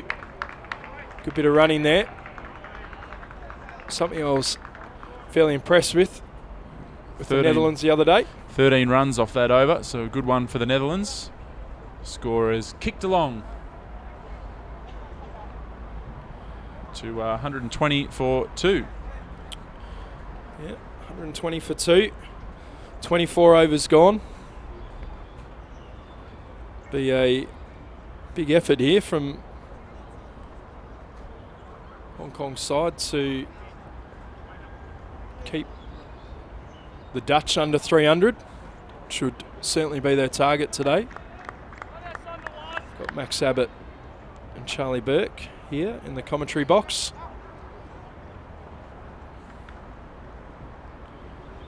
Ehsan Nawaz coming on to bowl, and Ryan Campbell, who former Hong Kong batting coach, almost former Kowloon Cricket Club director of cricket, and the newly appointed, but hasn't quite taken on the position, Netherlands coach, joining us. Ryan, good morning. Good morning, Charles. Good morning to all our watchers and viewers all over the world who are tuning in to this coverage. There's massive numbers watching over the first one dayer, and obviously I've just arrived at the ground, and another absolutely amazing day for cricket. And you know, the spectacle that these two teams put on Thursday, you know, obviously it didn't get the result that Hong Kong were hoping for, but purely as a cricket purist watching that game, it was such an exciting spectacle. There was some great batting, then there was some not so great batting, some good bowling and some not so good bowling. It's got him. Good delivery there from Ehsan Nawaz, knocking over the keeper bat for the Netherlands. Wesley Barasi's had his castle knocked over, Ryan. I don't know what to say about that. What was he thinking? Hasn't impressed the newly appointed coach. Mate, it's Barasi on his way. Still 25 overs to bat. This is just an ugly slog on the replay. Let's have a look at it. He's tried to put that down to line rock, and I'm sorry, that's just poor batting. And again, they've opened the door for Hong Kong, who are dragging it back on this very nice batting surface.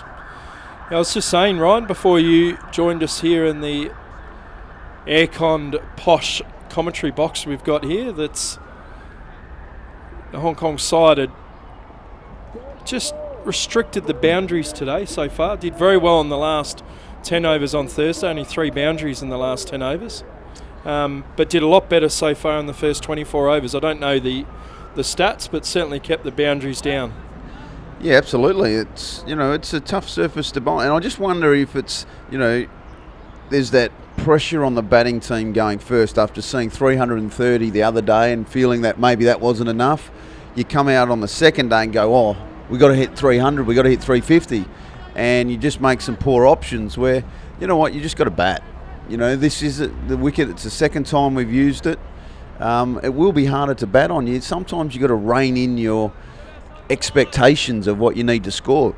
Let's start at 250, 260, and then whatever we get, that's excess, so to speak. But, you know, on the batting side, batting first, you just got to get in. You got to make good partnerships.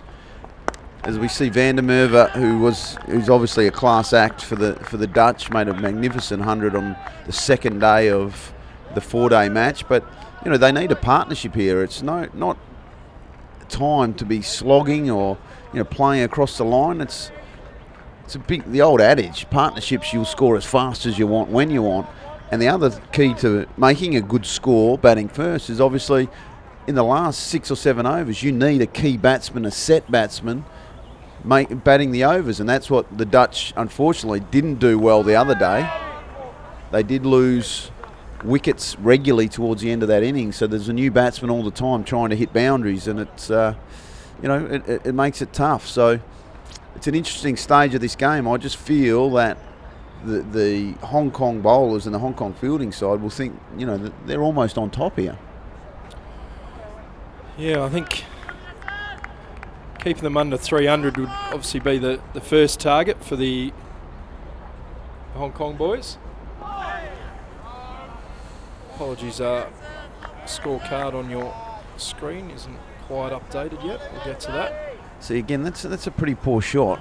You know, you haven't faced too many balls here. It looked like a slower ball from Ehsan Nawaz, and, you know, he's trying to put that on the roof.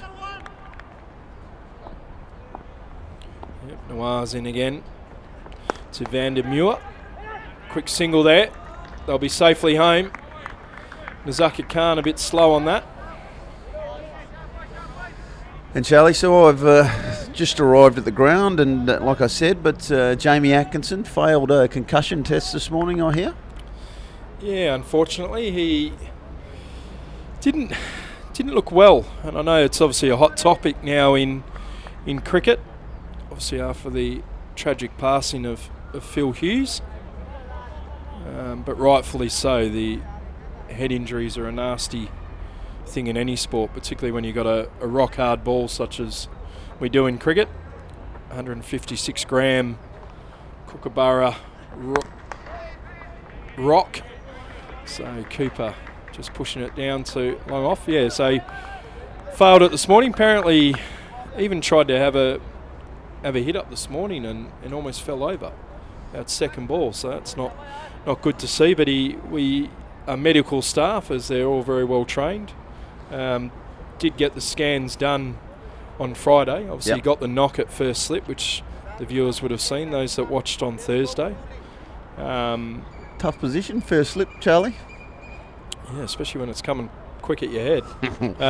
So he, I mean, in hindsight, probably shouldn't have stayed on the field, but he's a tough bugger, and he's a fierce competitor, and didn't sort of let anyone know. And it wasn't until he felt like he was going to throw up and did a lot of the testing and passed that before he could bat on Thursday, but has since hasn't really recovered. Well, I think that was almost a little reflection of his batting. Like, he obviously wasn't quite 100%. So we wish him well. Obviously, disappointment for the Kowloon fans, because he's meant to play tomorrow in the big Division 1 top of the table clash with Little Saiwan and the KCC Templars, which I'm sure we'll have to rule a line through him. Might have to get one of my Dutch mates to play. See if they're free tomorrow. Would actually not surprise me with you, Ryan. But fair enough, if you're here and you want to play cricket and you've got the new coach coming in and he tells you to chuck on the green and black of Kowloon Cricket Club, then probably have to say yes to it. Well, Barassi could use a hit, let me tell you.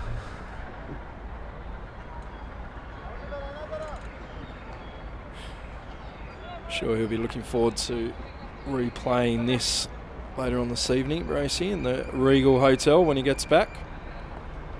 So Van der Merwe is on strike to Ehsan Khan, a foolish delivery. Poor bit of fielding off his, misfielding off his own bowling. something that he's usually pretty good at. Not misfielding, but fielding off his own bowling. Van der Merwe. I'm a big fan of Van der Merwe.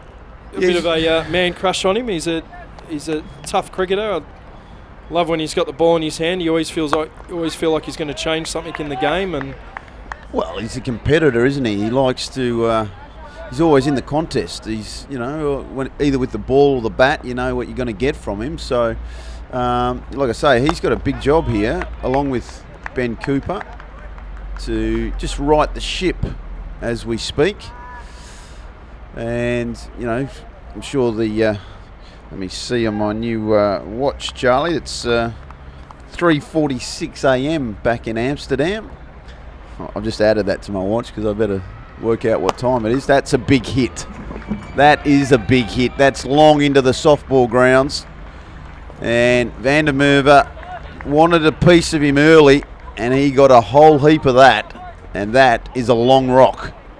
Yeah, the reserve umpire Ian Thompson will be getting a bit of a workout here, I think, running the reserve balls out. We've got a replay here. Talk us through this, Ryan.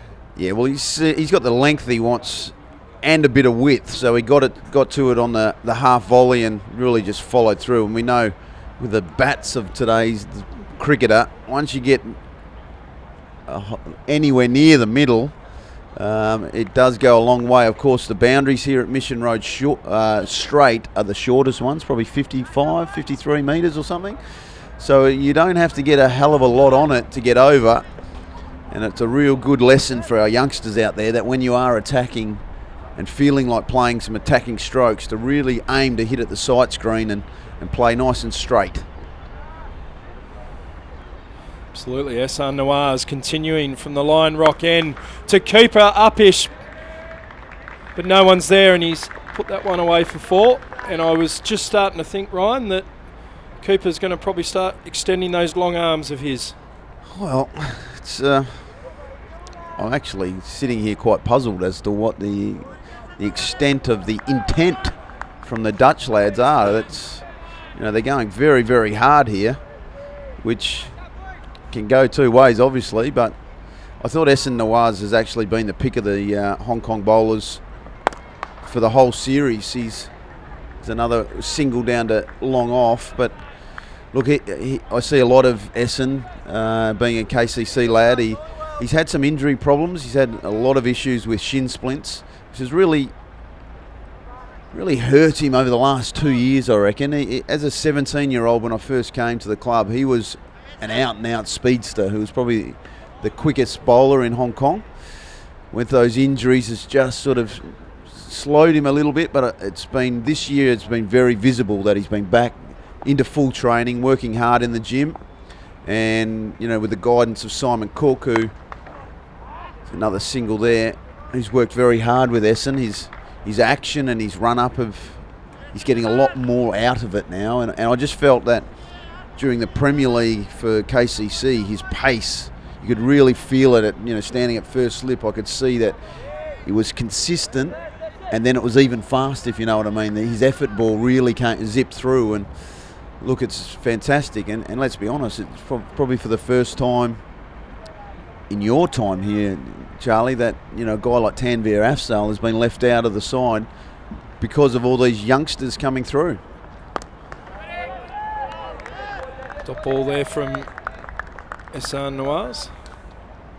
I think also, Ryan, with the the high performance programs that associate cricketers or associate cricket has now,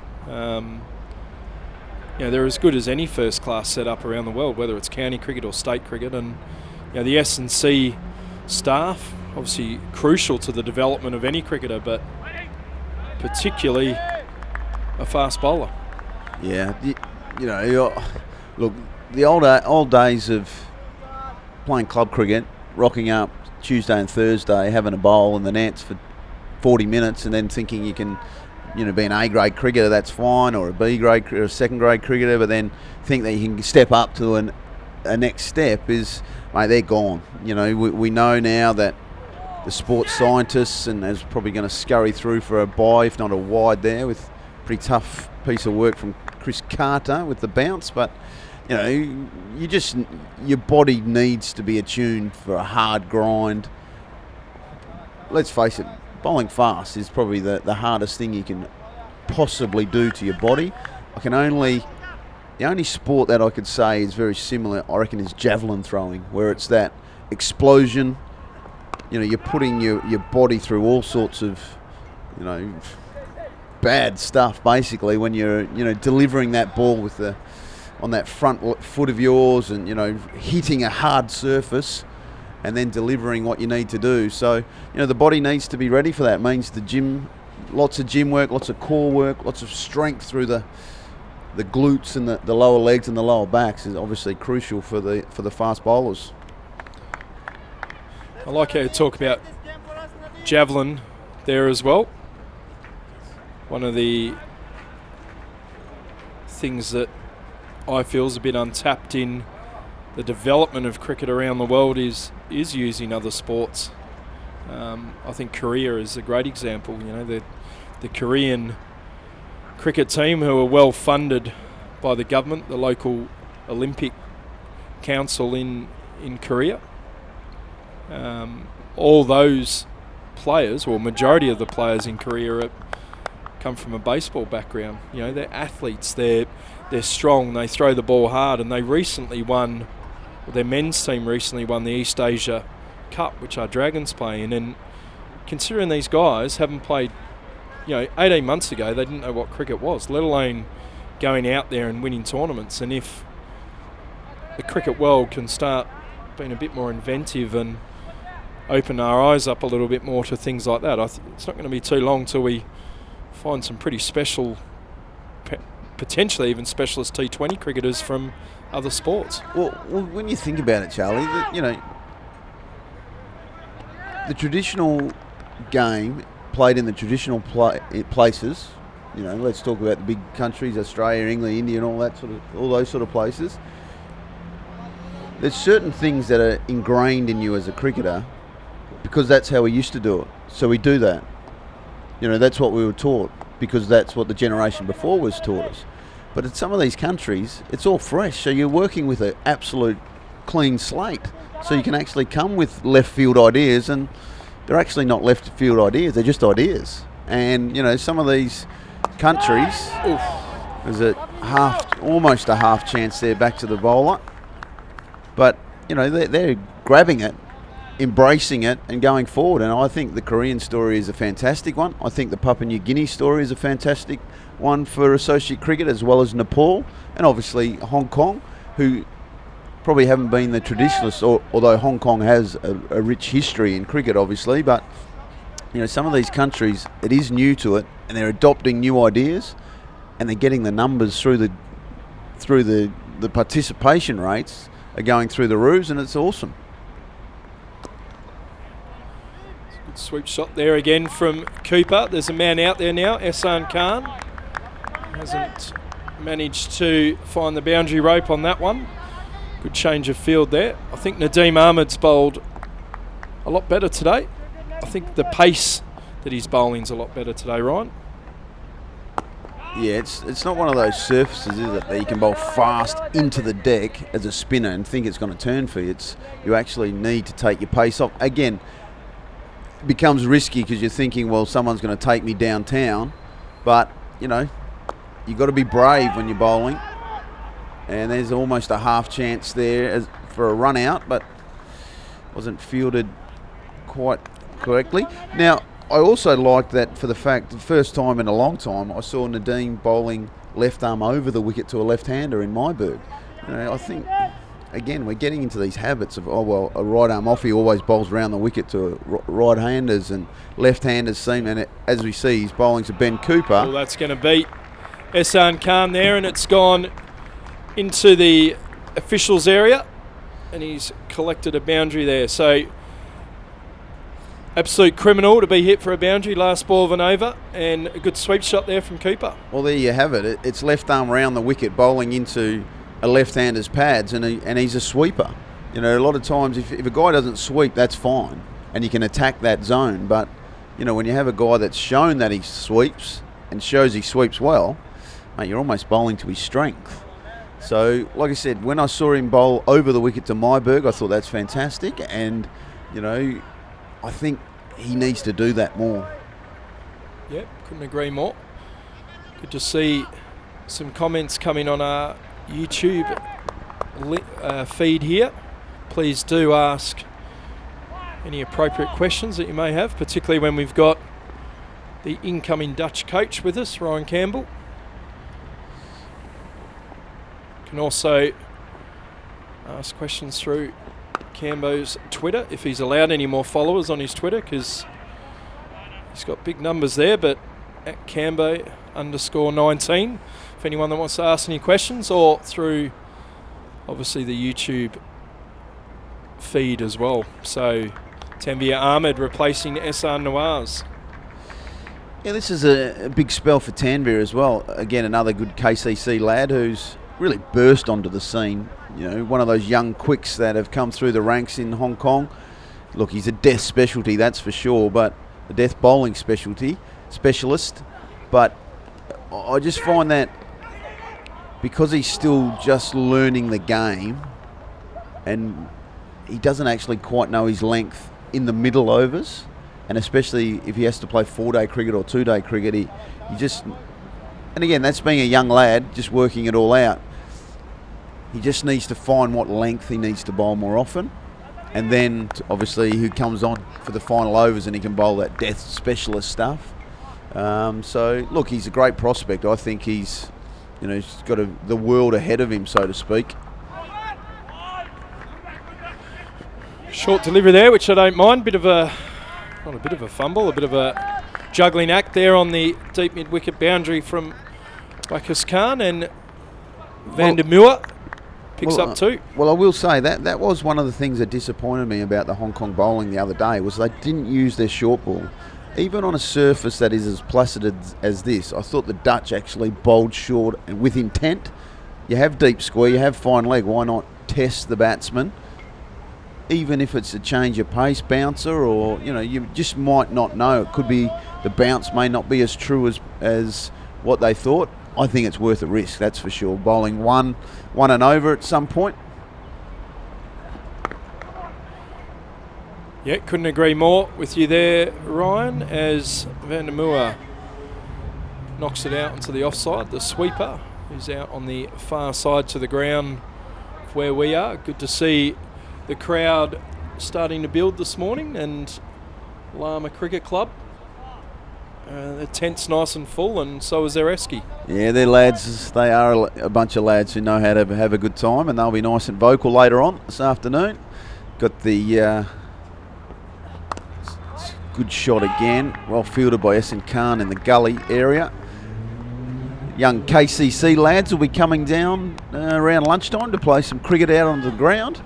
We saw on Thursday a couple of schools come in and have a great time. So I will give credit to the Cricket Hong Kong staff. They've done it. They've put on a very good show. And to you, Charlie, I'll give you a bit of a pep up here that obviously Hong Kong are now hosting a lot more of these matches, and that's big. That is going to go a long, long way. That is maximum. Shot there from Cooper. He was waiting for the fuller delivery, and as you've rightfully said, Ryan, it's gone all the way. Maximum there over the deep mid-wicket boundary. Yeah, just from you, Charlie, it's obviously we're being an ODI country now, we're hosting a lot more countries. Is it getting easier to put these events on? Tanvir Ahmed to Cooper. So a 6 plus a scoring shot. The incoming coach will be happy with the cricket smarts there.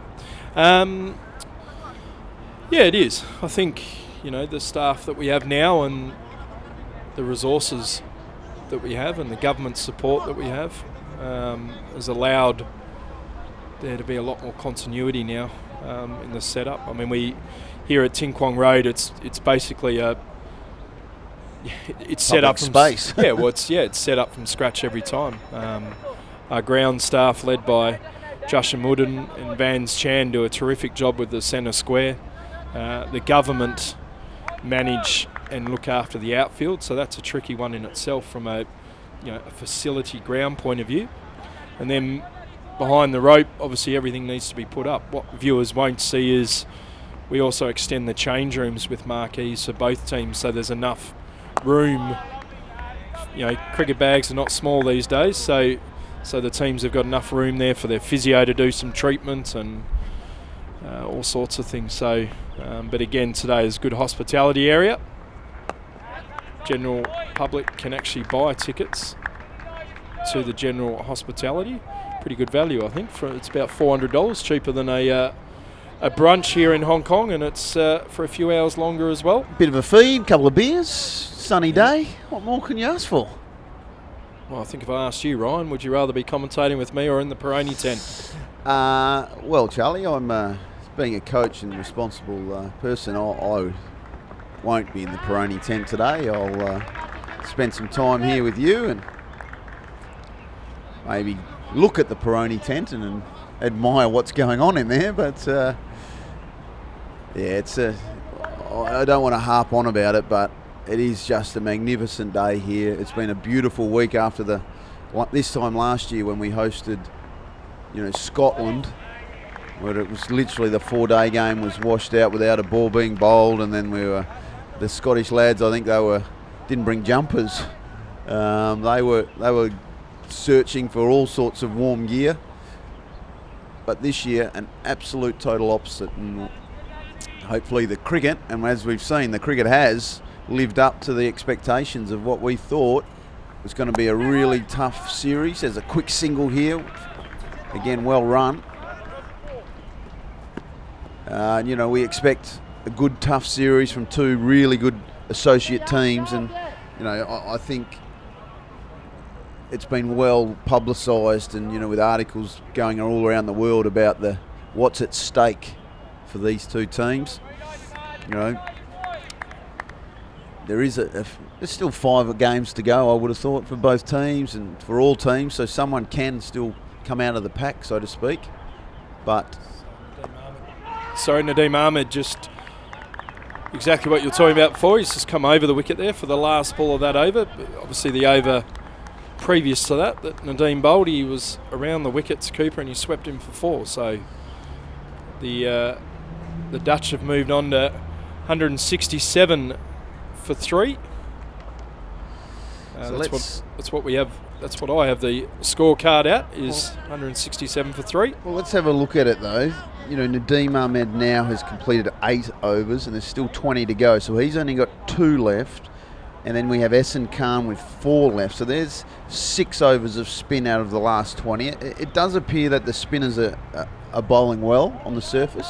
It's not exactly ragging square, but there's enough in there to give them a little bit of encouragement. So then the other overs, you would think are going to come from the medium paces, like we've seen, Ehsan Nawaz, Azaz Khan and Tanveer Ahmed. I just saw earlier that Ehsan Nawaz actually went off the ground with a bit of a hobble, so it'll be interesting to see what goes on with him. And of course, Hong Kong do have other options. That we saw Anshuman Rath bowled that 1 over, but generally bowls a lot better than that. Waqas Khan can bowl some medium pace. Nizakat Khan has also been cleared, so he can come back and bowl some leg spin nowadays. Azaz Khan into the attack to Van der Muur. Third man is up in the ring. There's a quick single there. Stopped by Waqas Khan there. So there are some options. Yeah, I'm surprised Nizakat. It's always funny in hindsight, isn't it? And obviously, chuck my coaching hat on. You sit in the hotel room after play often and sort of replay the game again, and particularly when you lose. But just surprised that Nizakat didn't get a few overs the other day, particularly when Anshuman didn't bowl as well as he would usually. I just wonder if that's, I guess, a little not as much match practice and a bit of confidence, I guess.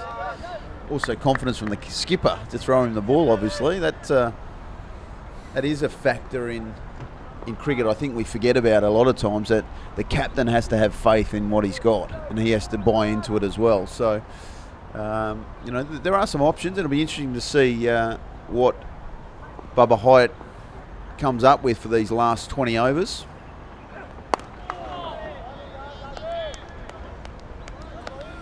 And Mua just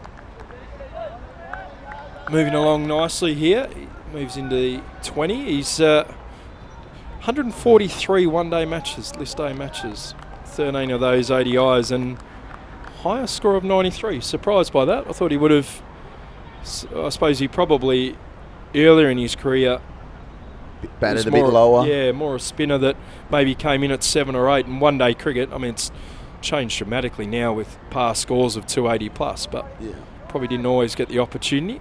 Well, the funny thing is, Joe, it doesn't surprise me with him because he is a dasher, and I reckon he's one of those guys that, well, it's chance. Opportunity, it's a drop. It's a one that must be taken at this level. Ehsan Khan, the man at point there, diving to his left. You got both hands to it, Ryan? Yep. On a flat wicket like this, you need to take your chances. Look, some can say it's a toughie, but to me that has to be taken. That's a great opportunity there that just had to be taken. He got both hands to it. Unfortunately, didn't succeed. So and that hurts. That hurts. That absolutely hurts, that one.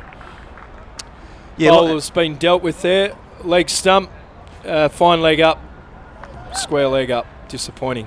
What I was mentioning about Vandermeer, because he's such a dasher, I think he's going to make a lot of 30s and 40s and then get out. Got a replay, here, Ryan, of the drop catch from Ehsan Khan. Well, Cooper drop. You can't drop a bloke like Cooper, and one that should have been taken. So Hong Kong letting the Dutch team off the mark, and that's an outside edge. Third man is up, and that's another boundary.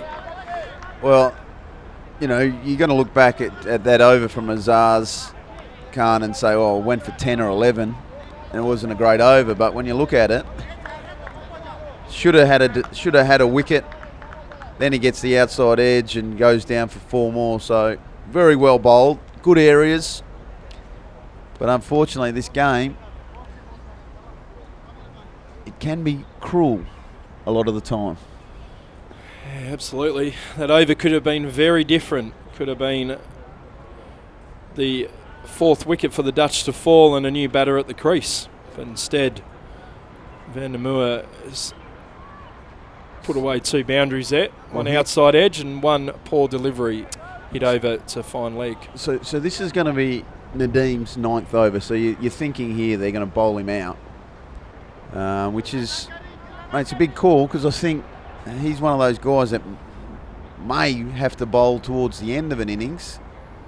But there's a good sweep shot here. It needs to work hard down there on the boundary, and he does well as Ehsan Khan. Good effort there from Ehsan Khan after disappointing drop catch at point. He's mopped that one up nicely, and that's 50 for Cooper. He's enjoying Ting Kwong Road Recreational Ground. Well, he needs to push on now. If the Dutch are to make a big score, 50s won't cut the mustard, so to speak. One player has to go on and make a really big 100, and that responsibility must come to him. We saw young Rippon bat very, very well at the top of the order, get to 50, and then again tried to play a fairly rash kind of slog at one and got knocked over, but that's going to be 4 more. That's short and wide and was dispatched with very much a lot of ease. Cooper licking his lips. He's looking hungry at the moment, and he's doing the job here. Started slowly. I think the first 5-6 deliveries, dot balls, and he's just moving along nicely here for the Dutch team. His 50 came up, 49 deliveries, which included 4 4s and 1 6. Well, Charlie, as a batsman, you've got to cash in when your form is good, because this is the thing when, I've seen a lot of young players when they're in great form, they play rash shots early, they get knocked over, and suddenly you're out of form very quickly. the great players literally cashed in on when they're batting well, and that's a good lesson for all youngsters that batting's hard. You're going to get knocked over a lot of times. So, when you do get a chance, when you get to 20 or 30, it's cash in time, and especially once you get to 50, don't just throw it away. Push on and on and on, and be really almost ruthless with your batting, and don't give the opposition a chance. Yep, that's the end of the over. 32 overs completed. 185 for 3. Joined in the commentary box here with Ryan Campbell, the newly appointed Dutch coach, so he'll take over the reins effectively after the final ball today. And I'll just quickly go through what's happened so far today. Peter Boren, the Netherlands skipper, won the toss. Had 0 time to think about it, and did you ask him to think about it? No, I think he said tails and bat. The way Bubba Hyatt's been at the toss, so won the toss, elected to bat, put Hong Kong in the field, and Myberg was the first one to go after a decent start. More a conservative start today from the Dutch. 1 for 63. Myberg was caught by Shahid Wasif, and bowled by Nadeem Ahmed at long on, ripping that awful shot described by the incoming coach Ryan Campbell was bowled. And that's 4 more for Cooper. He's looking dangerous. That's a fantastic shot through mid-wicket. There's a mid-wicket and a wideish mid-on, and he just gave the fielders absolutely no chance. Then we add Wesley Barassi. SR Noir's knocked his castle over, and I think he's still off the field. So just watch a replay of this boundary. Fairly full and on about middle and leg, and left-handers money for jam. Azaz Khan in again to Cooper. Pushes it back. Slow ball, change of pace. It's an interesting one because he actually very strong off his pads. And in fact, when you bowl middle stump, it's like bowling to his leg stump. So he wants to work the ball through the onside. But with third man up and backward point up, it's almost saying to Azaz, you can't bowl outside off stump and get away from his strength, because with a bit of room, then suddenly, the third man area, there's another quick single there. It's one of my pet hates, by the way, Charlie, if the blokes in the circle are lurking back and giving one, well, you may as well be on the boundary. I want those guys in the ring absolutely charging in and daring the batsman to hit it past them. I'm not sure if you're trying to wind me up here, Ryan. You might have listened to the commentary earlier, but exactly what I'm not a fan of. Particularly minds think alike, perhaps, Charlie. It's just first 3-4 balls of an over. I don't care who's on strike. You've got to make it tough. So Azaz Khan to the left-handed Cooper, who flicks it away to square leg. So it may have been one there if it was later in the innings, but dot ball. So let's just talk about the field. And we're not having a go at anyone. This is just ideas. It's very easy for us sitting in the box. But there's backward square, short fine leg, third man in the circle, and point just behind point in the circle. So that to me says you've got to bowl full, because your fielders are deep mid-wicket, deep mid-on, deep mid-off, and a deep cover. And as you see, when you bowl full, you get crunched down the ground for 6. Another fantastic cricket shot there from Ben Cooper. I would like them to go the other way. Let's bowl bouncers. Who cares? Let's just bowl bouncers. Put the sweepers out square. Make him hit to the bigger boundary. Yeah, well, it's 56 metres straight and 68 metres square of the wicket on the wicket that we're using today. So Azaz Khan, last ball of the over here. Cooper will be clever and try and nurdle it for one possibly, which he does, to the sweeper on the offside. Ehsan Khan at that point position does the mopping up. That's a single off the last ball of the 33rd over. Netherlands. 198 for 3. What do you double think- it from here. What do you It's a big think my score. theory, though, of fast bowlers? If you're basically bowling to his strength, I would have thought, by having to pitch up and having to bowl at the stumps. I think it's, I think it's too early in the innings to do that. I think you want the ball a little bit softer and a bit older. That's the first thing. And I think there is no harm in bowling your first three, and we're seeing a lot more in T20 cricket now, your first 3 or 4 deliveries, be in it hard at the wicket. We've seen that there's a bit of variation in the bounce. Some have kept low, so hitting it hard into the wicket. Bash it into the pitch. Big boundary square for the first 3 or 4 deliveries, and then maybe change things up and go fuller, I would agree. Well, as we were talking about earlier, we are going to see a change in the bowling. They're going to keep Nadeem Ahmed's 1 over up his sleeve, and it's going to be Nizakat Khan who will re-enter the bowling scheme of things for Hong Kong after being disallowed to bowl for a year or so. He's worked very hard on his action. It's a very polite way of saying it, Ryan. He bowls right arm. It's right arm leg spin, which to me is quite. It's a puzzling one to me because I actually thought it was almost impossible to throw a leg spinner, but he did get into some bad habits and was picked up and was shown that he was on certain deliveries he was over the allowed 15 degrees, and like I say, he's worked very hard with his action. But now as a test, he hasn't bowled in a one-day international before for quite some time, so he's going to be tested here. But that's the beauty of him. He does get something out of these wickets, and he bowls with a high arm as a leg spinner, so he's more like a Kumble kind of bowler, looking for bounce, not really going to rag it too much, but he is a handy bowler.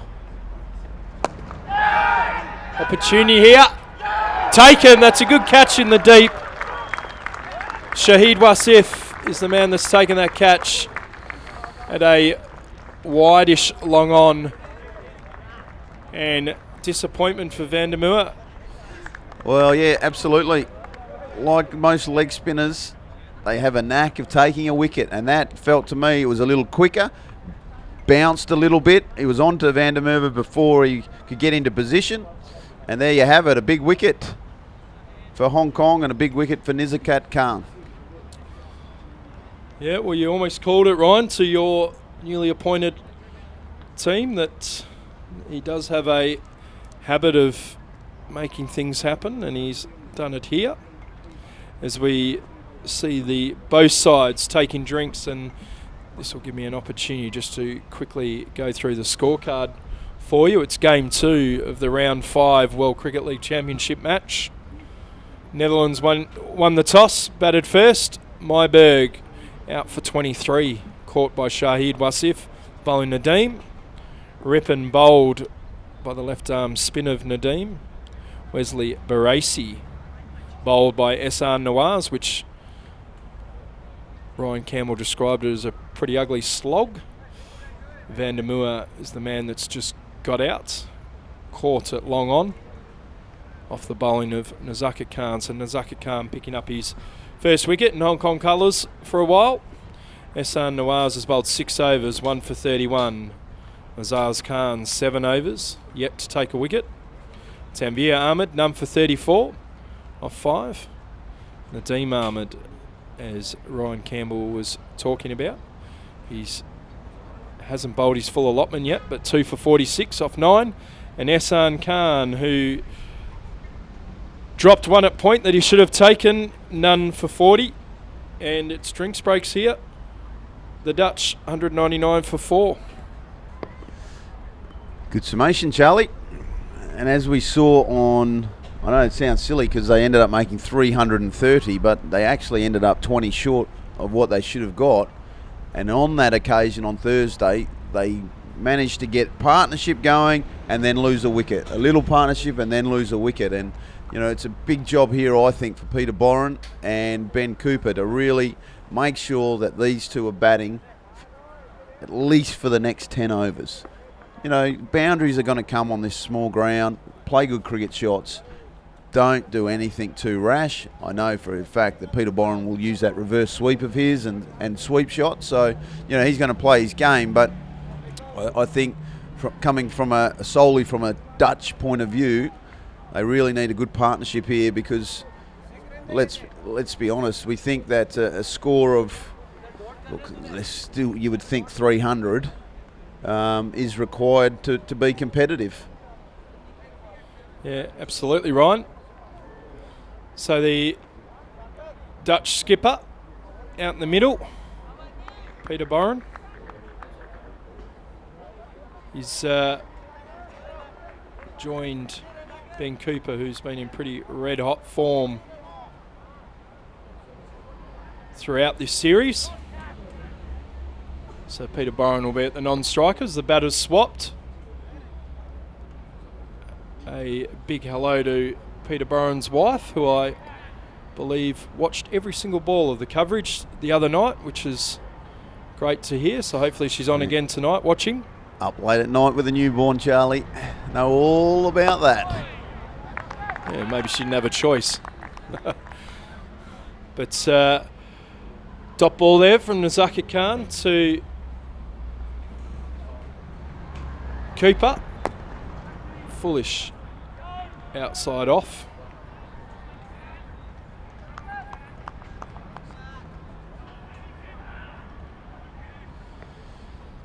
So a good fielding effort there at cover. Nazaka Khan just moving his deep mid-wicket.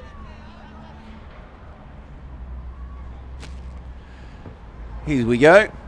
Ben Cooper onto the back foot. That's the end of a very good over from Nizakat Khan. A big wicket. That of Van der Merwe was very, very good. The Dutch are 4 for 199. 34 overs are completed. 16 to go. We're going to see another change in the bowling. And Tanveer Ahmed is going to be reintroduced to the attack. Bowled very well early on, trying to hit the deck and use his skills as much as he could. Currently he's bowled 5 overs. Generally bowls the last couple for the Hong Kong team at the death. Peter Boren will be facing his first ball. 133 one-day matches. He's got the 1 century next to his name. 105 not out. 10 50s. And he'll be facing the right arm pace of Tanveer Ahmed. Interesting part of the game here. So Tanveer Ahmed into the skipper Boren, and as he often does, just shuffles forward the first few deliveries and likes to go on that front foot. I would love to see one up around his chin maybe early on. Oh yeah, absolutely. If you know that he does it, and he does it quite often, then why not have a look upstairs? But as we speak about that, young Chris Carter being very proactive as the wicketkeeper, which I've always tried to encourage him to do. Get up to the stumps as often as possible. It's not there just for a stumping, it's actually just there to make sure the batsman has to stay in his crease and can't advance down the wicket like we saw Peter Boren do in that first delivery. Tanveer Ahmed, Boren goes back, pushes it onto the offside there, just behind square. Single to Boren. These teammates pretty happy with that as the Dutch move on to 200 for 4 in the 35th or 35th over? Yeah, 35th over. A bit behind here on the Mate, scorecard. you're multitasking beautifully, Berkey. Absolutely. Generally, you can only do one thing at a time. I am male, Ryan. True that. Bubba Hyatt, it's taken a while to set his field today, and I'm not sure if that's just, the research that the Hong Kong team have done, or players not really keeping their eye on the skipper. Zambia Ahmed, geez, Cooper just lovely straight down the ground. Decent sound off his bat. And changes in the field again because we've got the left and the right handers. Carter chucking the helmet on. So Chris Carter coming up to the stumps of Burren. Burren going a little bit deeper in his setup, deeper in his crease. Zambia Ahmed, are we going to see a shorter delivery? Probably not with the keeper up. A foolish delivery, and Burren gets into that lovely 9 shape and defends it to the offside. I'm expecting to see the Dutch in a few months' time all have fairly high backlifts and keeping nice and still when Ryan Campbell takes over, and I'm sure the bowling machine speeds might be cranked up a little bit. Might be facing a few more shorter stuff, let me tell you. Oh, no, I think, look, every batsman, it's a unique game. Everyone's got their own ways and methods. But me personally, I do like to see batsmen with a nice high backlift.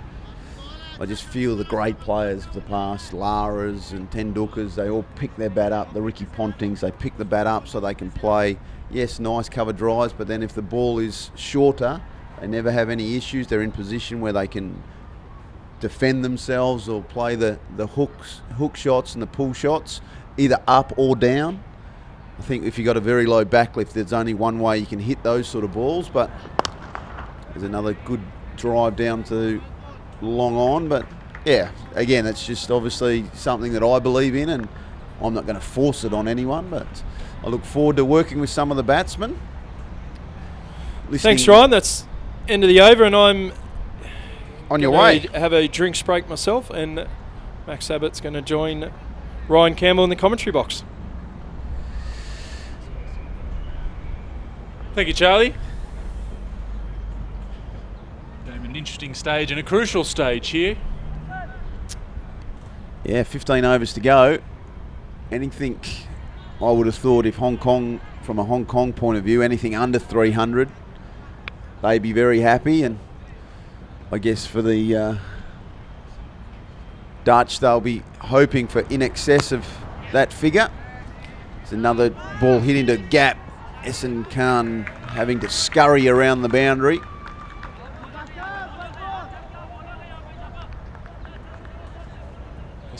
What are you predicting here, Ryan, as a score? Oh, look, I think 300, 310 is probably a par score. Just interesting that with Nizakat's field again here, he's bowling right arm leg spin over the wicket to a left-hander, yet only has 4 on the leg side and 5 on the offside, which is, I'm not sure what the thinking and the theory is there. You probably want them to hit it on the offside and defend the leg side, but anyway. Suggests he's going to give a bit of width, which is risky business, no matter how many fielders you've got on that side. Well, there's no deep fielders on the offside except for a deep mid-off. So, look, it's obviously a gutsy ploy, and they feel, but as we speak, he gives himself there's a bit of width there, and it's another boundary. You see a lot of balls squirt down to that third man area to the boundary. Very tough boundary to defend when it's just so short and so fast down at both ends of the ground.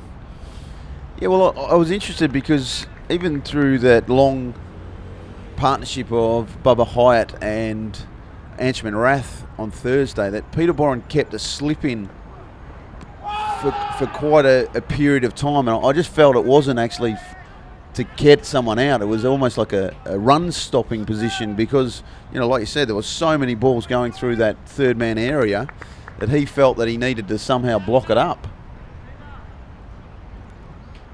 It's very close, that last delivery from Nazaket. Gives width. Cooper just loses his shape. And that ends the over. 36 overs gone. Score 209 for 4. Yeah, well, I think when you're looking at a target Maxie, it'll all come down to Ben Cooper.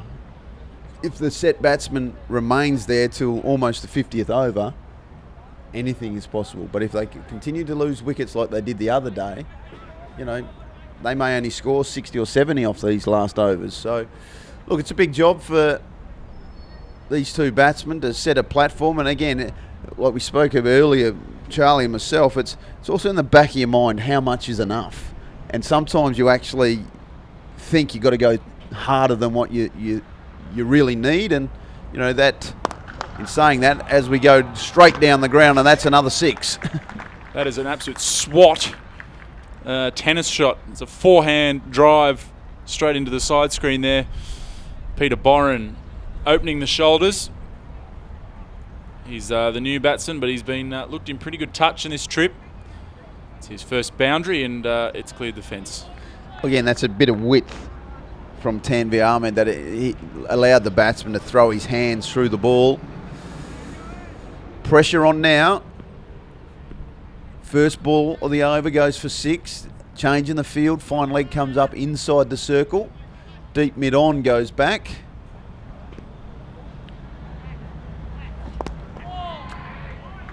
And that's good cricket.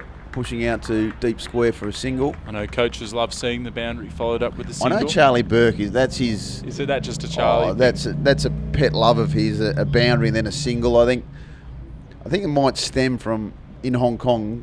Everyone just wants to hit boundaries, so he likes the fact that the batsman gets up the other end and takes a breath and relaxes. But yeah, it is good cricket. Of course, some of us like just watching boundaries every ball, Max. Yeah. Why not? That one's pitched outside leg. Drift away down the onside for a leg by. I do recall you backing up the odd boundary with another, or at least an attempt. Well, during your playing days. I can thankfully say that once my playing days are done now, Maxie, that I'm going to get a lot better player in my retirement years, let me tell you. Well, I never made a mistake when I batted. You may be willing to make a return for the Sixers in October. I'm looking forward to hopefully bringing the Dutch down here for the Sixers. And so basically, just as a way of ensuring that you make the trip, you were willing to play. Well, I'll be the 8th player. The backup is to make sure you take the coach on tour. But really exciting to hear that. It appears that the Sixers will return. One of those great iconic events on the world calendar, and I wish you all the best, Maxie. For I know it's your love, the Sixers and the Blitz, and juggling all these love-hate relationship. Yeah, juggling all these things. Obviously, as a proud KCC coach and been part of the family there for nearly 5 years, it has been an iconic location to host that particular tournament. It's a lot smaller ground than what we see here, but obviously it's a little easier to set the facilities up. And I'm sure if the Sixers return, which sounds like it is, we'll get big numbers through the gates, and a lot of corporate hospitality I'm sure will be had by all. Yep. And it's a party, let's be honest. The Rugby Sevens basically made it a party and threw some rugby in. So, that's the way it needs to be in Hong Kong. That's what the people want. You're in Hong Kong. Absolutely.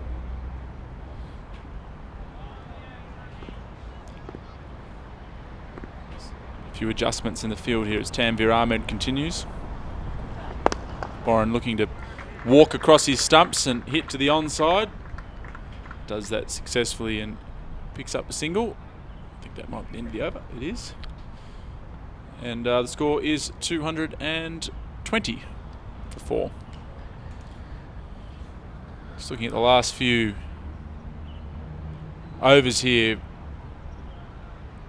Ryan. I mean, after that was a pretty steady over, that one for the Netherlands after that 6 off the first ball. So 11 off that one, but not hitting the absolute accelerator, picking up the odd boundary. But it looks like the Netherlands are following your thoughts and just playing within themselves still at this point, perhaps learning their lesson, for they'd probably just lost 1 or 2 too many wickets in their innings the other day. Mate, absolutely. They lost too many wickets at a regular rate in those last 10 overs. And Look, it's common sense batting. You are going to obviously have to take a risk at some point, but just deal with the bad bowling. If there's bad balls, put them away. In between time, hit the gaps, run hard, play good cricket shots. You don't really need to go out of your way to be all out attack. You're going to get enough scoring opportunities.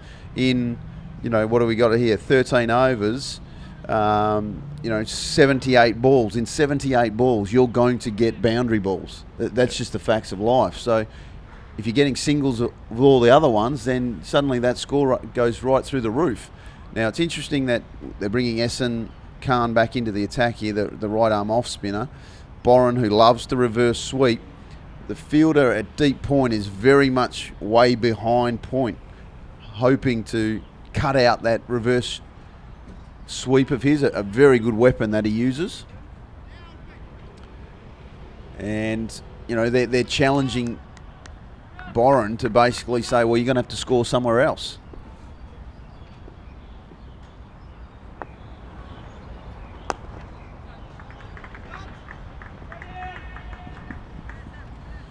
Nice single, pushed into the mid-wicket area.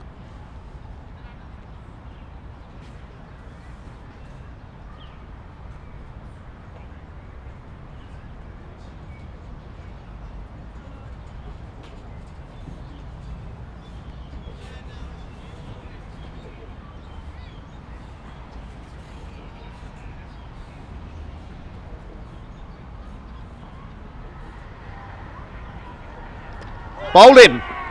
There's a big wicket. A very big wicket indeed. Ben Cooper plays the ball back onto the stumps and he's on his way. And he throws his head back. He knows it was a key time for him to kick on. He had 100 there for the taking. The bowling changes worked. With Ehsan Khan coming, let's take another look. It's just a bit of a lazy shot, a bit of a tired shot. Didn't get, just sort of flung the bat out there and he's chopped it back onto his stumps. Did see him narrowly escape when he was on, before he'd even got to 10. He'd inside edged delivery from Nadeem Ahmed and went past the stumps. On that occasion, it's cost him his wicket. Yeah, a little bit of spin there. A little bit of turn, but the feet didn't go anywhere and just threw his hands at the ball. But a very good innings comes to an end.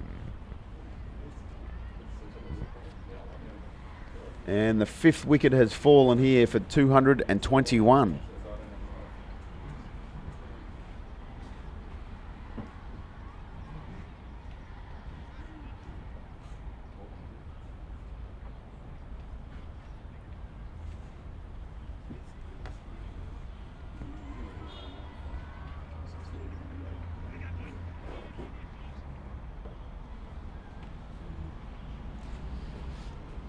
Yeah, and apologies, there's some technical issues here with our stream. You missed out on seeing a wicket. There's some good timing.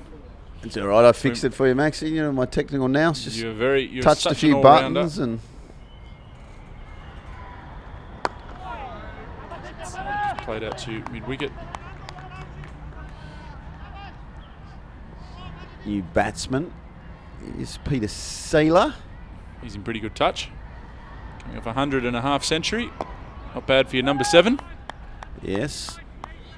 Saying that, when you wicketkeeper bats in the top 7, you generally are going to have that 7th person is going to be a batsman. And he's done a very good job. Interestingly enough, he actually, sweep shot there, doesn't get a hold of it. Actually started his career and has played mostly as a left arm off spinner.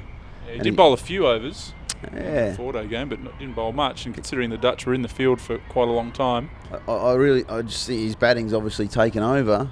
It's one of those players that I'm interested to hear his thoughts on where he's at, with his bowling. Obviously, the more players that have 2 strings to their bow, the better, so to speak. So, but obviously another player who's in excellent form and needs to cash in.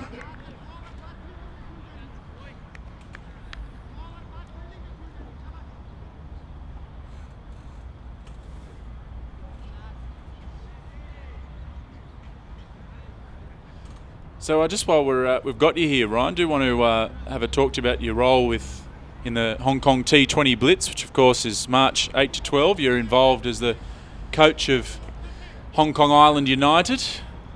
Of course, they call them the baby sister of Islamabad United in the Pakistan Super League. Must be quite excited, I imagine, for that tournament. Oh, look, mate, so I think when we threw this tournament together, and that's not downplaying it, but we did throw it together last year I don't think any of us could have sat here now and gone, and 12 months later and realised the impact it's had around the world with people talking about it and the quality of the international players lining up to come and play. My phone and my email basically fell off the hook, the amount of player agents and so forth trying to get players here.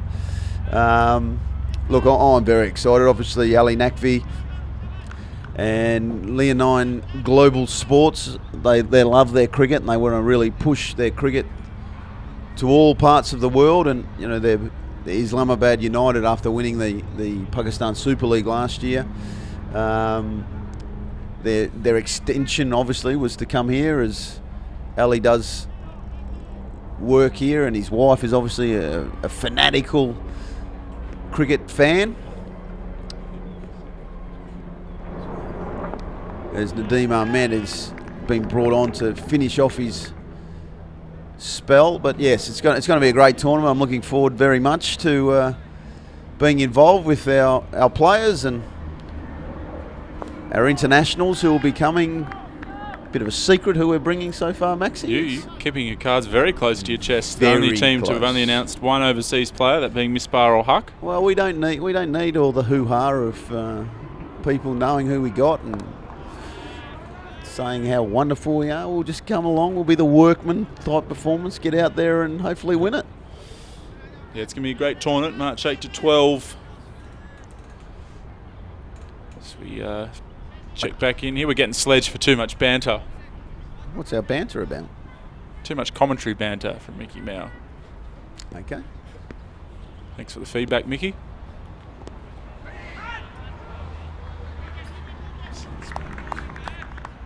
Play around for a single. Ryan, you've done quite a good stint here, and I know you are very keen to get over to our Peroni Village Green tent area. Now, Charlie Burks was saying that as well.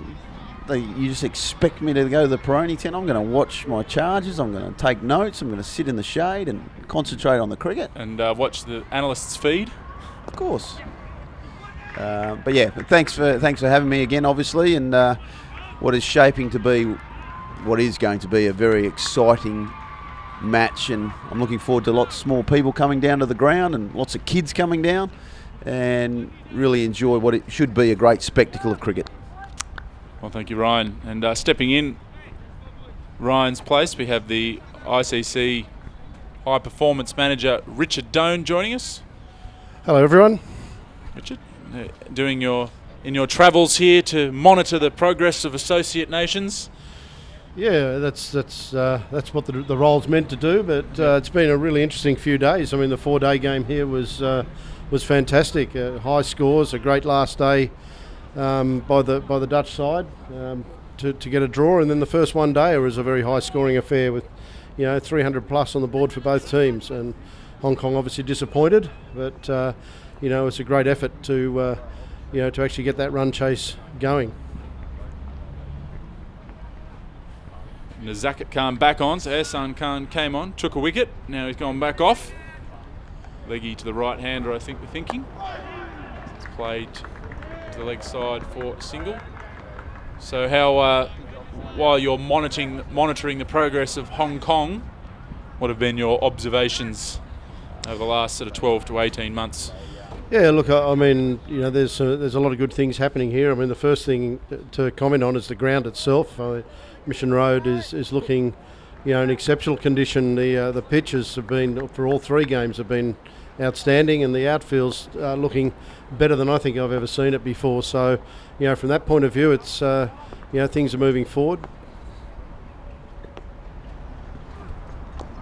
It's up in the air, but I think that's going all the way. No, one bounce. No, it did go all the way. It was touch and go. That's the farthest point from our commentary position as Zakat Khan has his hands on his head. It was a slight top edge, but good enough to go all the way on what is a fairly short boundary. He times it well, though, Peter Boren. I mean, as you say, it was a top edge, but short boundary and just cleared it. But going back to your question, I think looking at the Hong Kong team, they're looking fitter. They're looking better prepared than I think I've ever seen them over the years, and that's very much due to the Hong Kong Sports Institute and the extra funding that's available there, and being able to put together a larger full-time squad of players.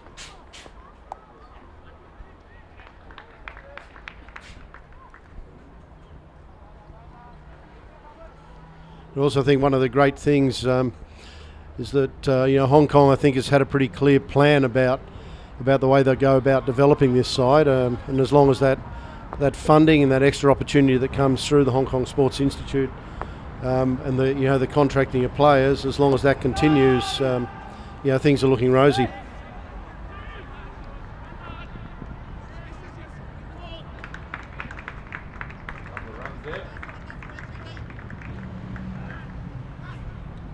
Is that much talked about gap between the top and the bottom? Is it closing? It's probably a question you get asked a lot. Yeah, look, I think it is. It's always a challenge when you're playing. I'll put it another way, I guess. Peer versus peer cricket in the associate world is always challenging and tends to be quite equal. What has happened there? Under edge. Mark can't have been far away from the stumps. That's the end of the over. Just try and bring that up again. It was unusual the way the ball bounced. It must have been very close to the stumps. Zakat's not happy about something.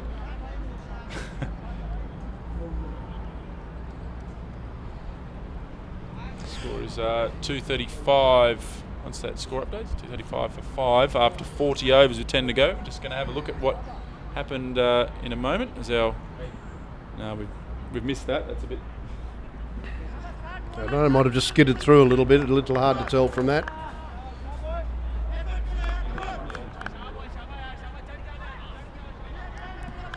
But I guess again going back to the question about the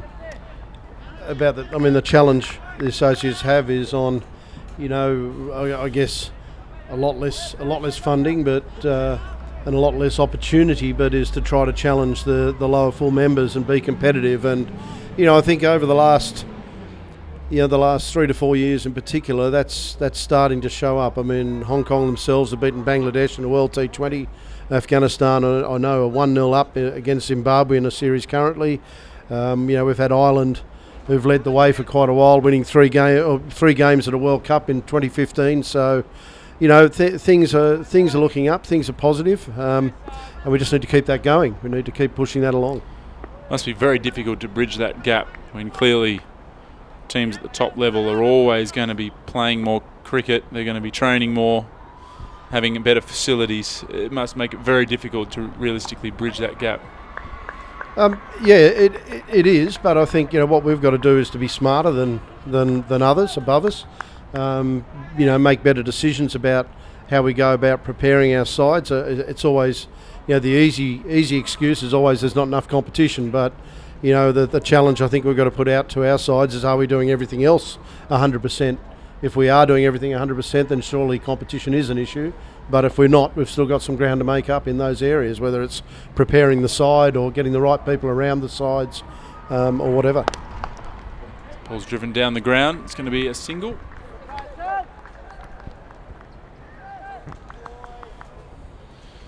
So what sort of total here are you predicting, Richard Doan, as the ICC master knows all? Apparently. Probably, at this stage I'd suggest it's going to be something over 300, but at 5 down they've probably limited the opportunity just a little bit. It very much depends on the next couple of players that come in and how they get going. But look, 300, we know it's chaseable on this too, but it's a reasonable target as well. It's going to be very difficult for Hong Kong to keep this target under 300. They were very good in the last... In the first game, I think they only gave away, I think it was 3 boundaries in the last 10 overs, the Hong Kong bowlers, so that'll be their target again this time round.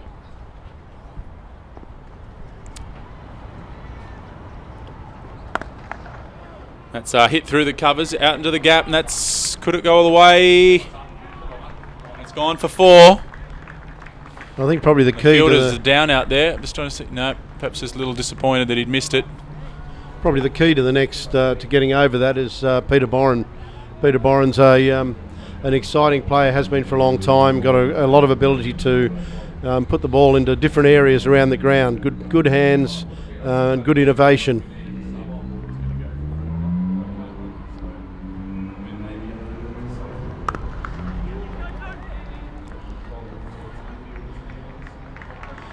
But again, Hong Kong would have to bowl a little tighter than that. That's a bit too short and a bit too wide, and really quite easy for the batsman to put away square on the offside.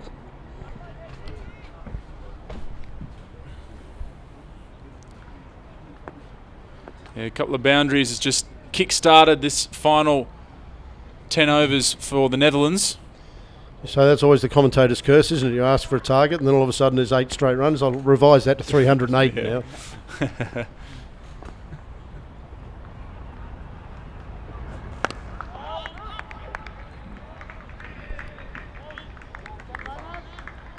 Yeah, good over this one for the Netherlands.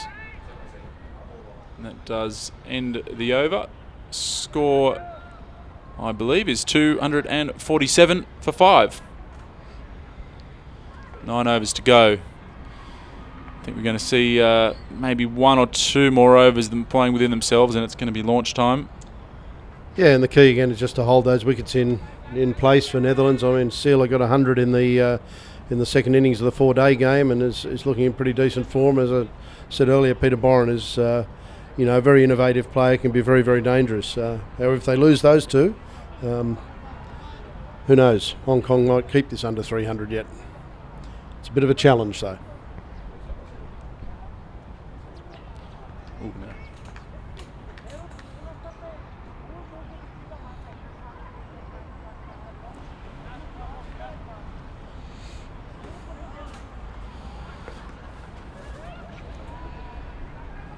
Looks like we've got another change here. It's going to be Ancham Rath coming on. Just having a look through the bowling figures here for Hong Kong. Ehsan Nawaz was at the other end, 7 overs, 1 for 43. Zaz Khan, 7 overs for 40 as we just watch this delivery. Oh, no ball, costly, and it was very slow delivery. Hard to believe you can step over the front line bowling that slow. That's a bad mistake from Anchi Rath. And this will be a free hit, just what Peter Boren's looking for. Or do we expect the reverse? Or are you just trying to go downtown? I think downtown's the go, but it could be totally wrong, and you are right. Yeah. And she would be pretty happy to get through that.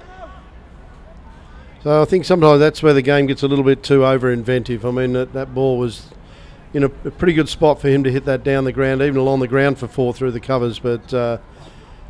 taking on the reverse sweep, but Peter Boren's a good player of that. But yeah, they've got 2 guys out for that shot, so that's an indication that he's resulted in nothing. It's playing very slow here. Ancham Rath. Oh, what's happened? He's got the yips.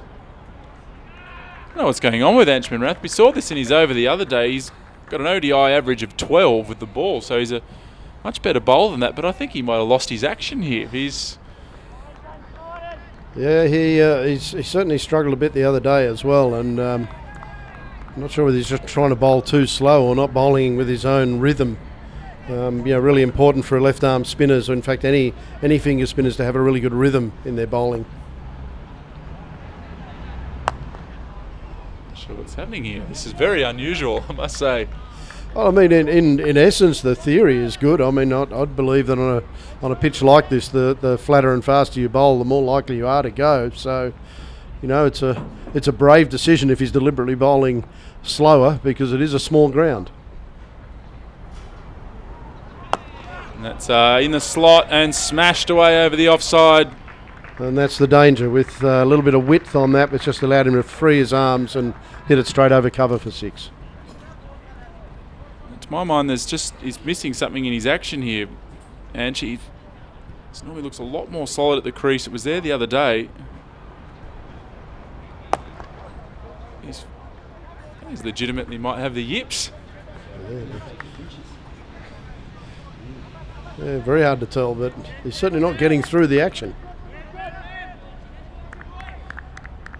mean, he's taken 16 one-day wickets at an economy of 3.6. He's a very tidy bowler. This is...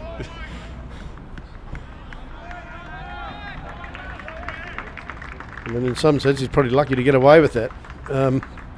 That few number runs off the over. It's a bit of a wry smile from him. I think he knows he just can't quite find it at the moment.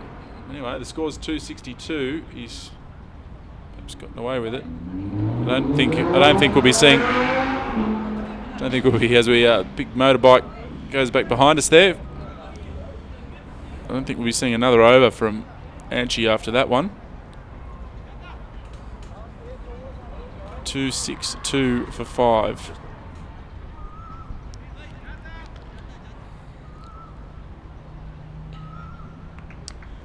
The normal, I think, death bowler for the Hong Kong team coming on, but at this point, 42 overs. Is be interesting to see where this goes now, and I'm now feeling really out of sorts about my prediction because it doesn't look like anything under about 340. Yeah, 8 overs. Hong Kong are desperate to try and just find a way to limit this total. I think they're going to need wickets to do that. Absolutely, they need to break the partnership. I said before, Peter Boren's a key. Dot ball. We haven't seen one of those for a while. Certainly haven't been many in the last 5 overs.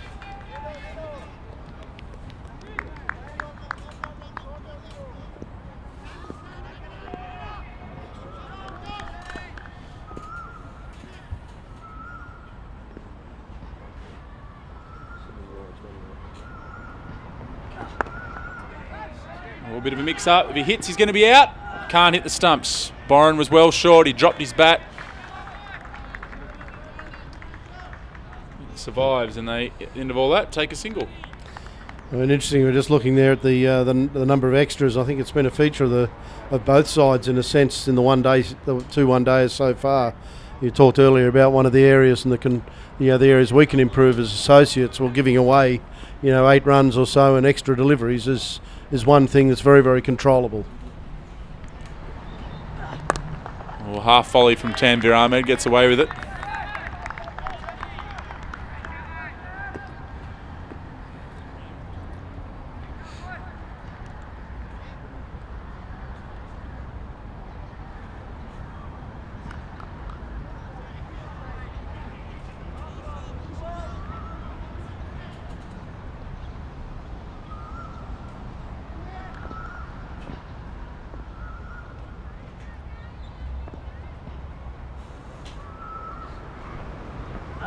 Full delivery. Again, gets away with it. Bit of a half volley on leg stump.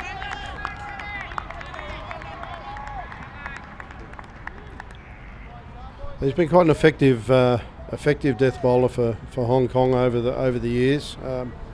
It's interesting keeping it full. I mean, if you keep it full and straight, you do make people hit it down the ground.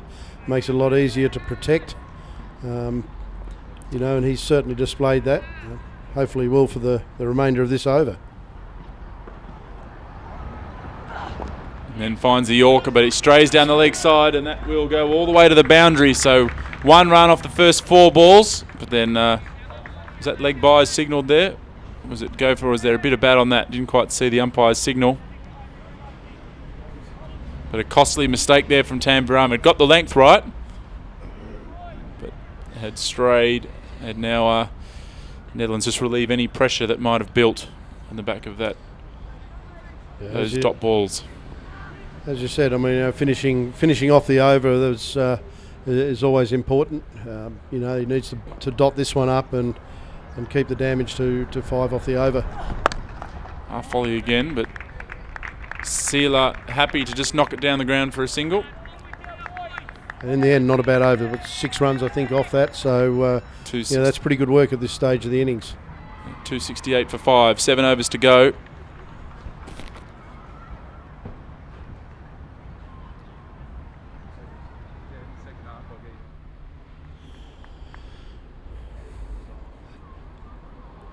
So we keep looking at, the potential of the associate sides to improve. And, I've mentioned a couple of things already around, some of the controllables in the game. If those things are done well, then the quality of the games improves, and we see better cricket and challenge ourselves to be able to play at the next level. So I think let's see how this over goes this time around. The change of bowling.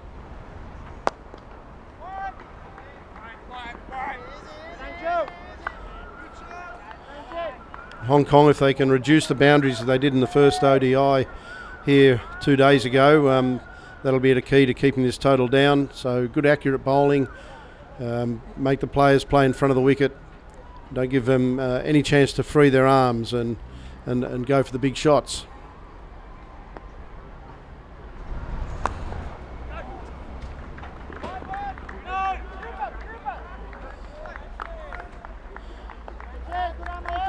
They're very steady at the moment, just bowling into leg stump, keeping the batsman honest.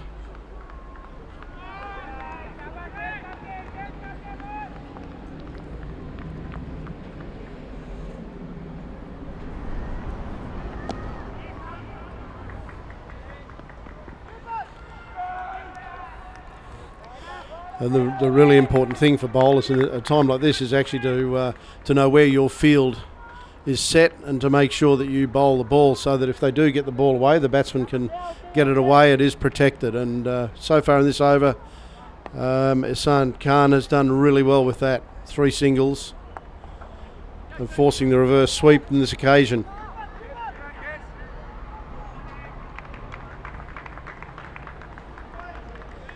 So 2 runs to Boren, takes the score to 270 for 5.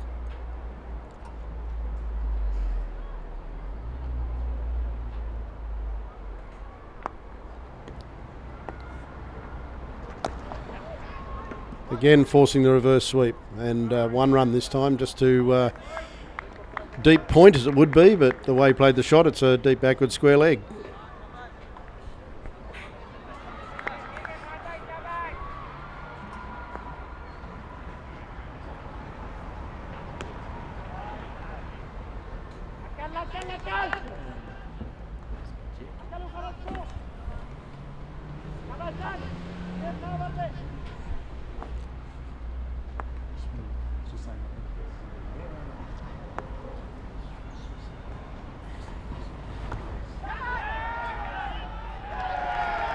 Yeah, well bowled by Ihsan Khan, and that's Peter Seeler who's out. Again, that attempting to innovate, he kept it tight. I mean, there was no boundaries off the over, and as a result of that innovation, trying to play a little sort of lap shot around the corner and caught very, very well, diving forward. So that's one of the wickets that Hong Kong need. Peter Boren's still the danger man in at the other end, but that's the first one. Now they need to see if they can get rid of Boren, and that might help restrict that score. Yeah, that's a really key wicket for Hong Kong. Ihsan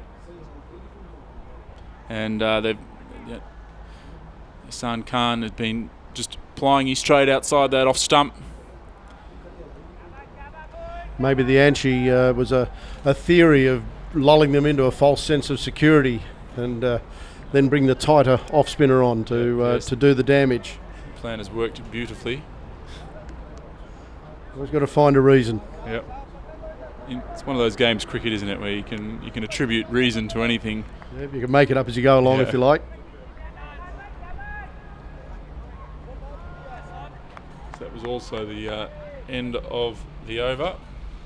As you got the Consul General, the Netherlands in Hong Kong. There, and her husband has got a special guest starting to come in for a lunch here this afternoon. Great opportunity, these events, for Cricket Hong Kong. Swing and a miss there. Better line from Tanvir Ahmed. Yeah, he's just got to keep it up full and make the batsman play down the ground. But I'll tell you what, if you wanted to see some good cricket this afternoon and you wanted to be out in the good weather, this is the place to be. Yeah, it's great to hear the comments, people coming into the ground. Just in Hong Kong, you don't realise it's quite rare to come on a grassed area and in the sunshine and enjoy some cricket. Full toss. And there's certainly some hospitality around if that's what you're after. Yep.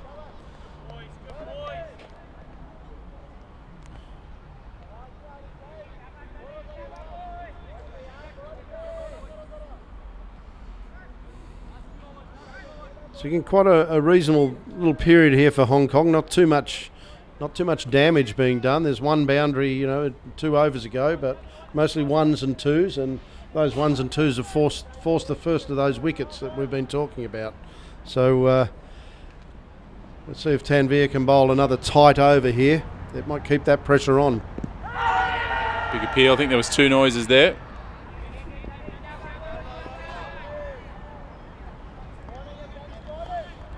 I'm sure Netherlands will be very keen as well to keep Peter Boren on strike as much as possible.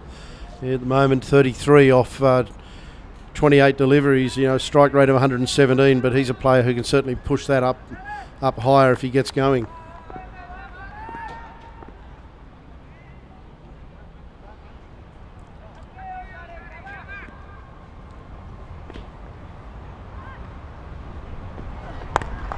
Yorker down the ground. That's good bowling from Tanvir Ahmed. That's what he's on to do right now, is to bowl Yorkers. And to some extent, I think their Yorkers have become a little bit underrated in the closing stages of games. People trying to do, many different things and change the pace of the ball. But the Yorker up in the block hole, there's not too many players who can hit that out of the ground if it's in the right spot. And on that occasion, the error, but it's, again, once you were trying to bowl Yorkers, if you get that ball sort of, knee high full, and if it's straight enough, the player, looking to play across the line, presents a bit of a danger. So you see plenty of those sorts of wickets in one-day cricket where players miss the full bunger and are out bowled. So, well bowled by Tanvir again.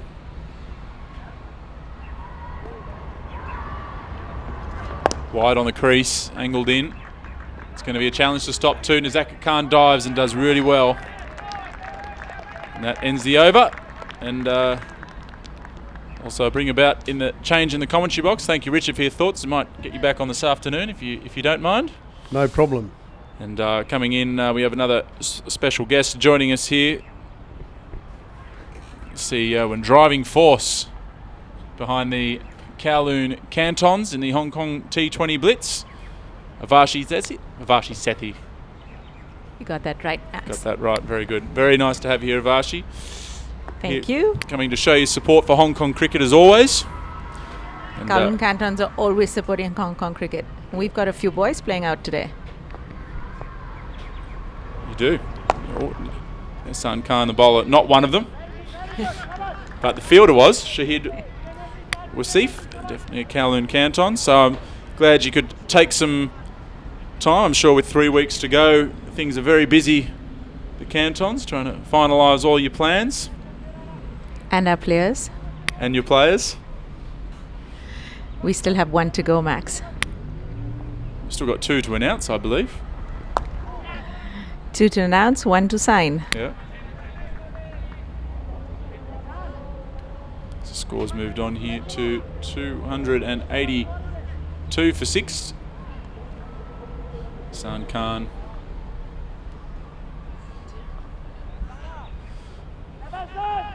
Was retained by Hong Kong Island United, wasn't allowed to get into the grips of the Cantons. Yeah, we missed out. It's just a wonderful bowler. It's punted down to... So how's it been? Tell us a bit about the Cantons. I mean, you've got a unique set of owners. Yes, we have 9 women, and Rahul Sharma, the one man ready to take us on. How's he feeling about it all? I think he's feeling really good. He's the ex-captain of Hong Kong. He still holds the record, I think, for the hundreds for Saturday League. So I think he's quite happy with the way the cantons are doing.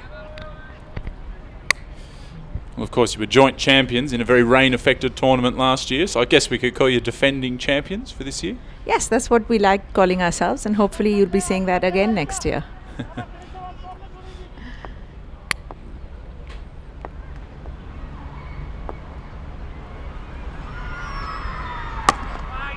It's driven straight to the fielder. Some good bowling here from Hassan Khan. 1 ball to come in the over. A very crucial delivery. It's been a good over so far. It's knocked for a single. Hong Kong, they won't mind that. In fact, they're going to come back for 2. That's good batting and good running. Means they get 6 runs from the over. The score now is 286 for 6 with 4 overs to go. So which Kowloon Cantons players have we got in action here today? Shahid Wasif. We've got Babar Hayat. That's you 2? Ehsan Nawaz. Yes, he's playing today. Tanveer Ahmed. So you got 4. It's not too bad. And Bakas Khan, it's 5. 5, so pretty much half the Hong Kong team. You've done well there in the domestic player draft. We worked hard on that. We were happy to retain Babar, Tanveer and Shahid, and we were lucky to get Ehsan back. He was with us last year, and we're delighted that he's with us again this year. We added on Bakas Khan. Pretty good, I think, so far. The rest of them are also great. Domestic players all working hard at their Kowloon Cantons training sessions. Yeah, the tournament only 3 weeks away now. It's coming along quickly. Can't wait, Max. I think it'll be... Oh, there's a hand on that. If that had ricocheted into the stumps, that would have been out. And the result is a single.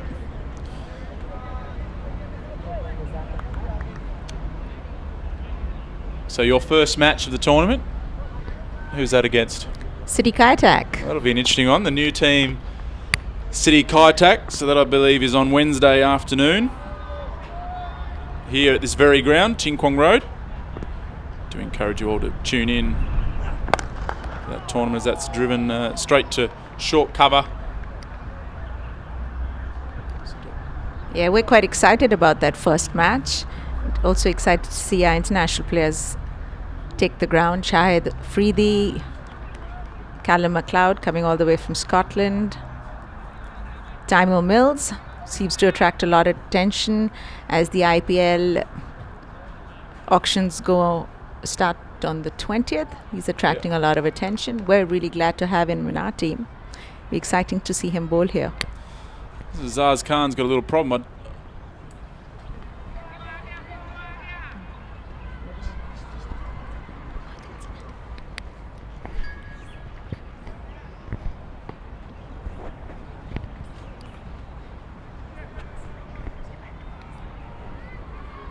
Yeah, a bit of a problem here for just trying to work out what's happened, whether they've got the ice out, which suggests that perhaps I'm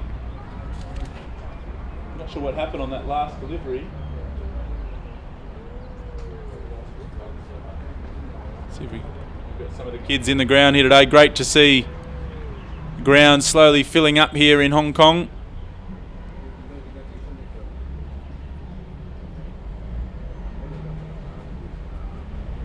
Looks like the long neck out there.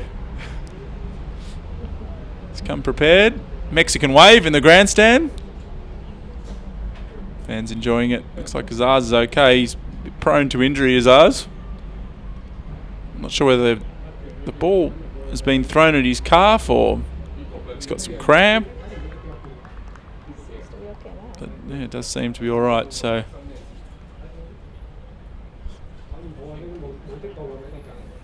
Zaz, of course, will be in that City Kaitak team against the Kowloon Cantons in the first match. Yes, we'll look forward to that. It'll be exciting to see how the teammates fare against each other. So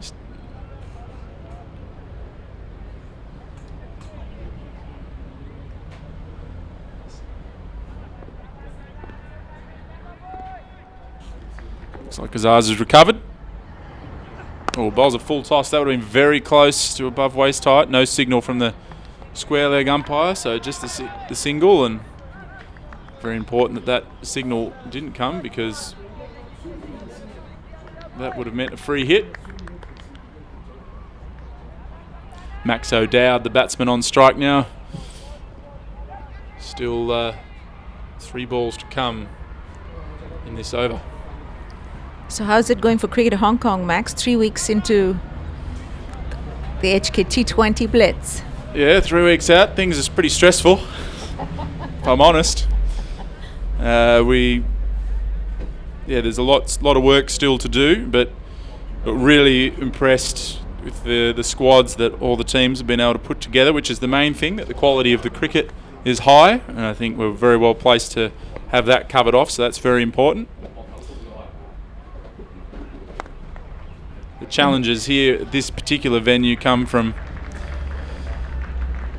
the fact that we don't have a big grandstand sitting here already, or corporate boxes, things like that. We've got to build everything up from scratch, so ground will be fully dressed and filled with all sorts of infrastructure come that tournament. And the fact that we don't have lights also means we've got some early starts. Tell us about it. 7:30 on the Saturday. 7:45. Vash, you got a bit of a sleep in. 7:45 as that's clipped away down to fine leg.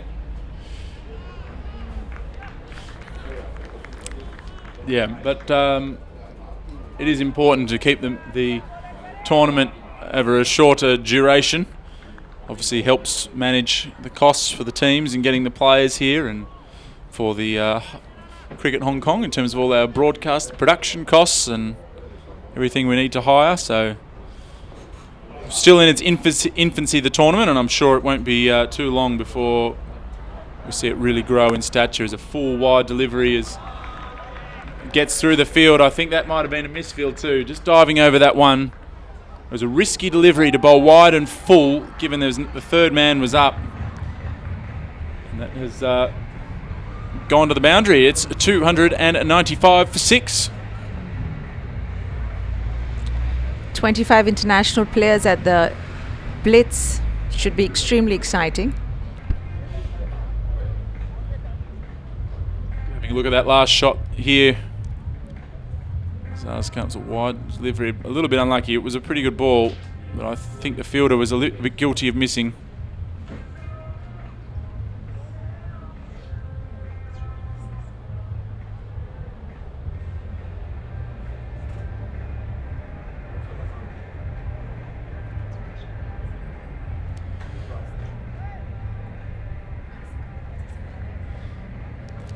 So you've secured some pretty good international players that you just run through there in Afridi, Tymel Mills, prompt me, Callum McLeod.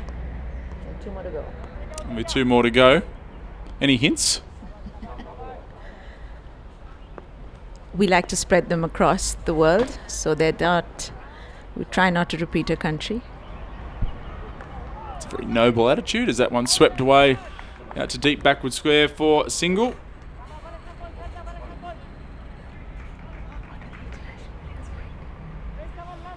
So perhaps just give us a rundown first to how important it is for your franchise and what these overseas players bring to the tournament. Oh, he's got a wicket here. I'll just cut you off there. Ehsan Khan, a flatter delivery, and just caught out Max O'Dowd, who was trying to advance down the pitch, and he has gone past it. And that is now the 7th wicket to fall. So Hong Kong doing well here. They're not bleeding too many runs in these final overs. See O'Dowd there just misjudging, being outfoxed in many ways there from Ehsan Khan. So 296 for 7, and Hong Kong, they'll be really keen to try and keep this underneath. They'll be really keen to try and keep the damage here under that 330 that to chase the other day. If they can, under 320, under 310 will be a real bonus. Peter Boren still out there. He holds the key. I spotted Jata on the field, Max. Yes. Really exciting player to watch. Yeah, he's Hong Kong under-19 captain Jata. I'm not going to have a go at saying his surname. Jathawait Subramaniam. Yeah. Exciting, dedicated, focused player.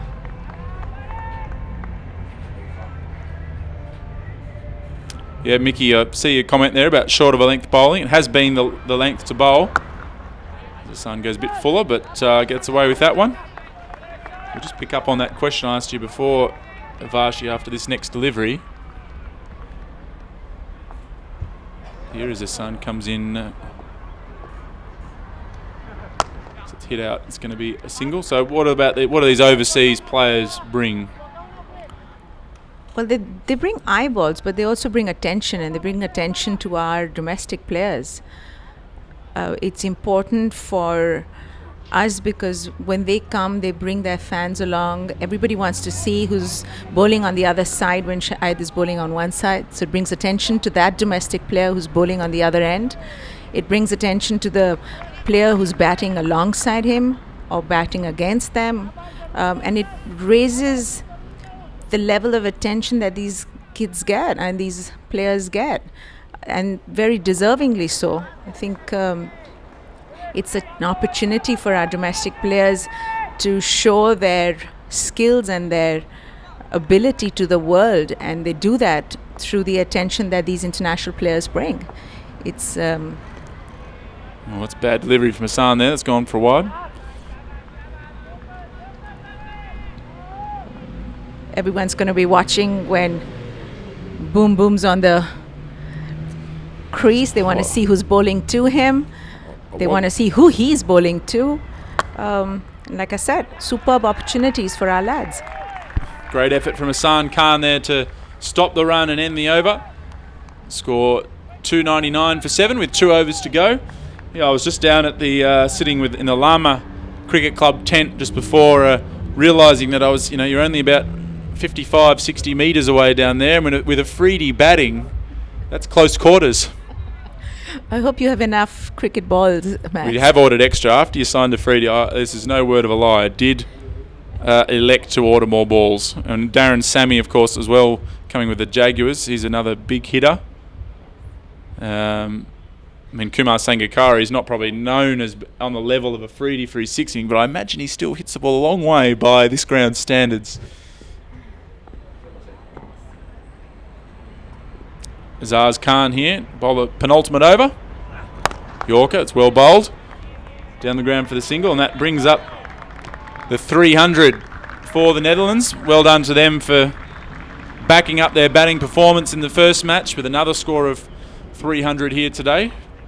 Might be tricky for them to match that 330. They're going to need a real kick up at the end of the innings to reach that, but we really has been a complete repeat so far of the first match where Netherlands won the toss, batted. We're playing on the same surface as that first game.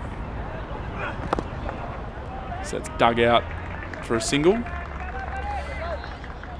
And seeing a very similar total here from the Netherlands with similar batters making runs. So hopefully Hong Kong can do something similar when they come to bat later this afternoon, having just restricted the Netherlands to a little less.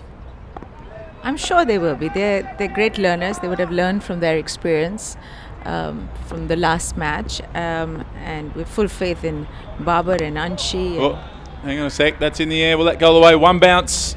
4 runs down to the Peroni Village Green area there. As that's starting to fill up through the afternoon. 4 runs to Peter Boren as he gets down on one leg and sweeps Azaz Khan, the opening bowler for Hong Kong. Deep backward square. It's going to be a real challenge here for Azaz with Boren having such a wide range of shots. He's also moved on to 49, the Netherlands captain.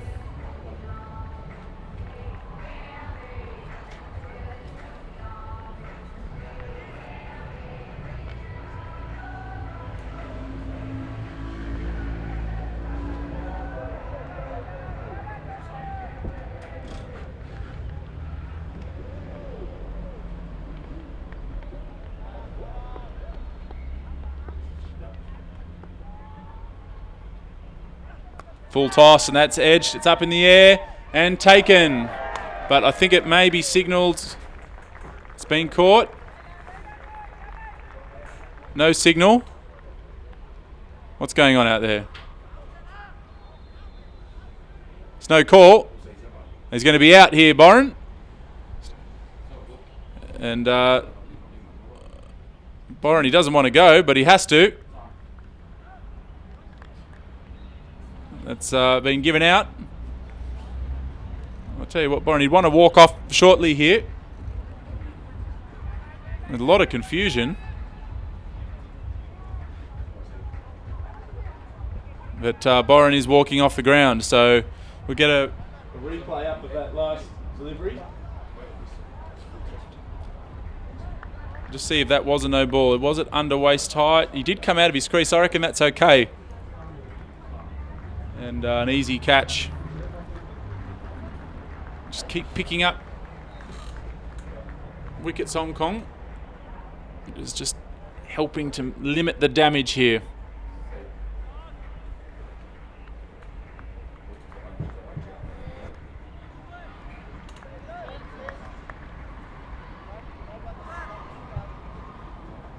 Boren, he didn't want to go.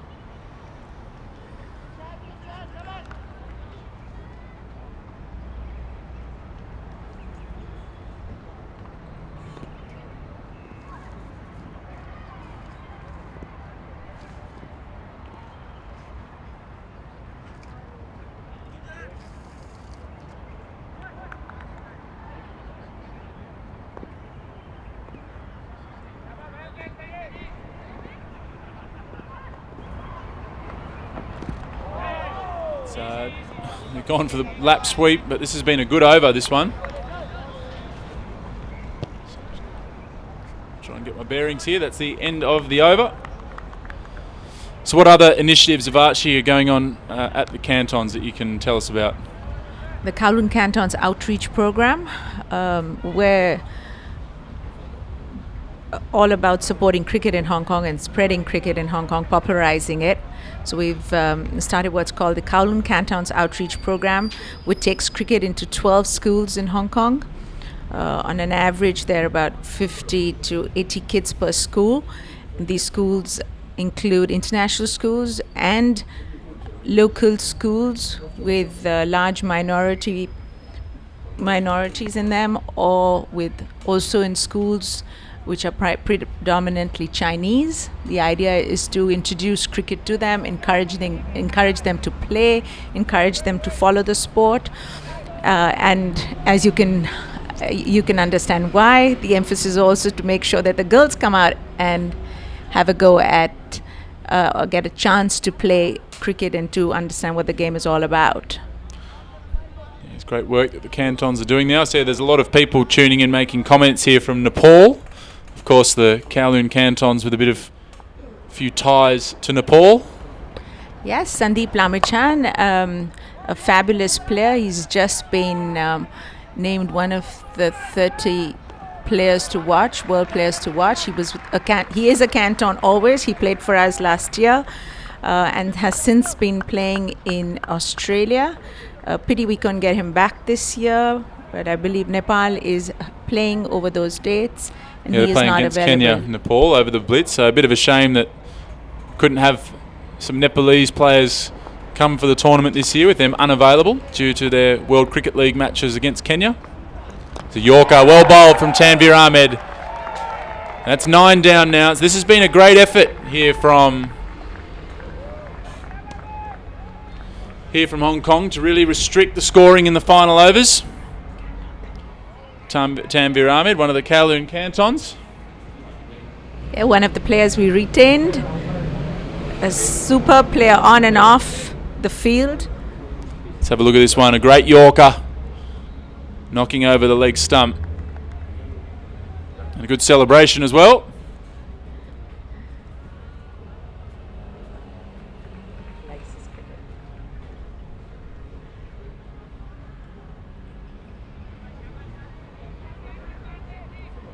So that's 310 for 9. It did look like the Netherlands would make more than that. So just trying to have a look back to some of the scores at various points through the innings. At 3 for 199 at 33. So they've managed to restrict it to 109 runs in about the last 17 overs with 7 wickets left. So that's not a bad effort. It's a pretty good effort. Tanvir gets his Yorker right again. A bit of an appeal for LBW, but I think it was just going down the leg side. Yeah, and you can see even with 6 overs to go, we're on 275. So to have only conceded 36 runs in 6 overs with 5 wickets in hand, I think Hong Kong would have taken that. But still 3 balls to go here. So before we sing their praises too much, need to have them finish off the innings. Oh, we have full faith in Tanvir. As that slogged away to the onside. It won't be a boundary, just the single.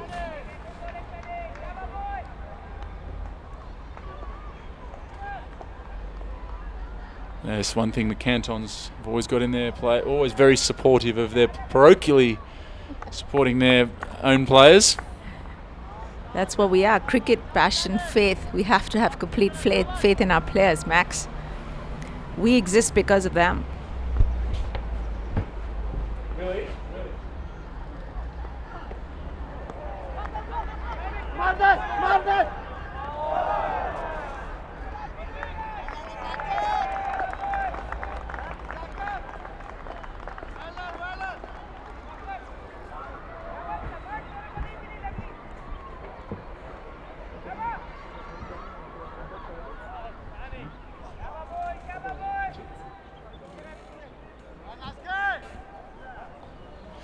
So last ball here.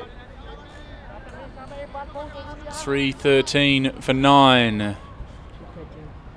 Can they knock them over and keep it to that score?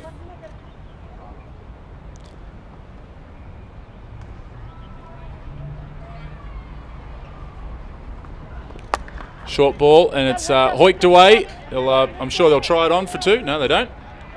Sent back. Good fielding. So Babar Hayat. For another Canton. And that ends the innings.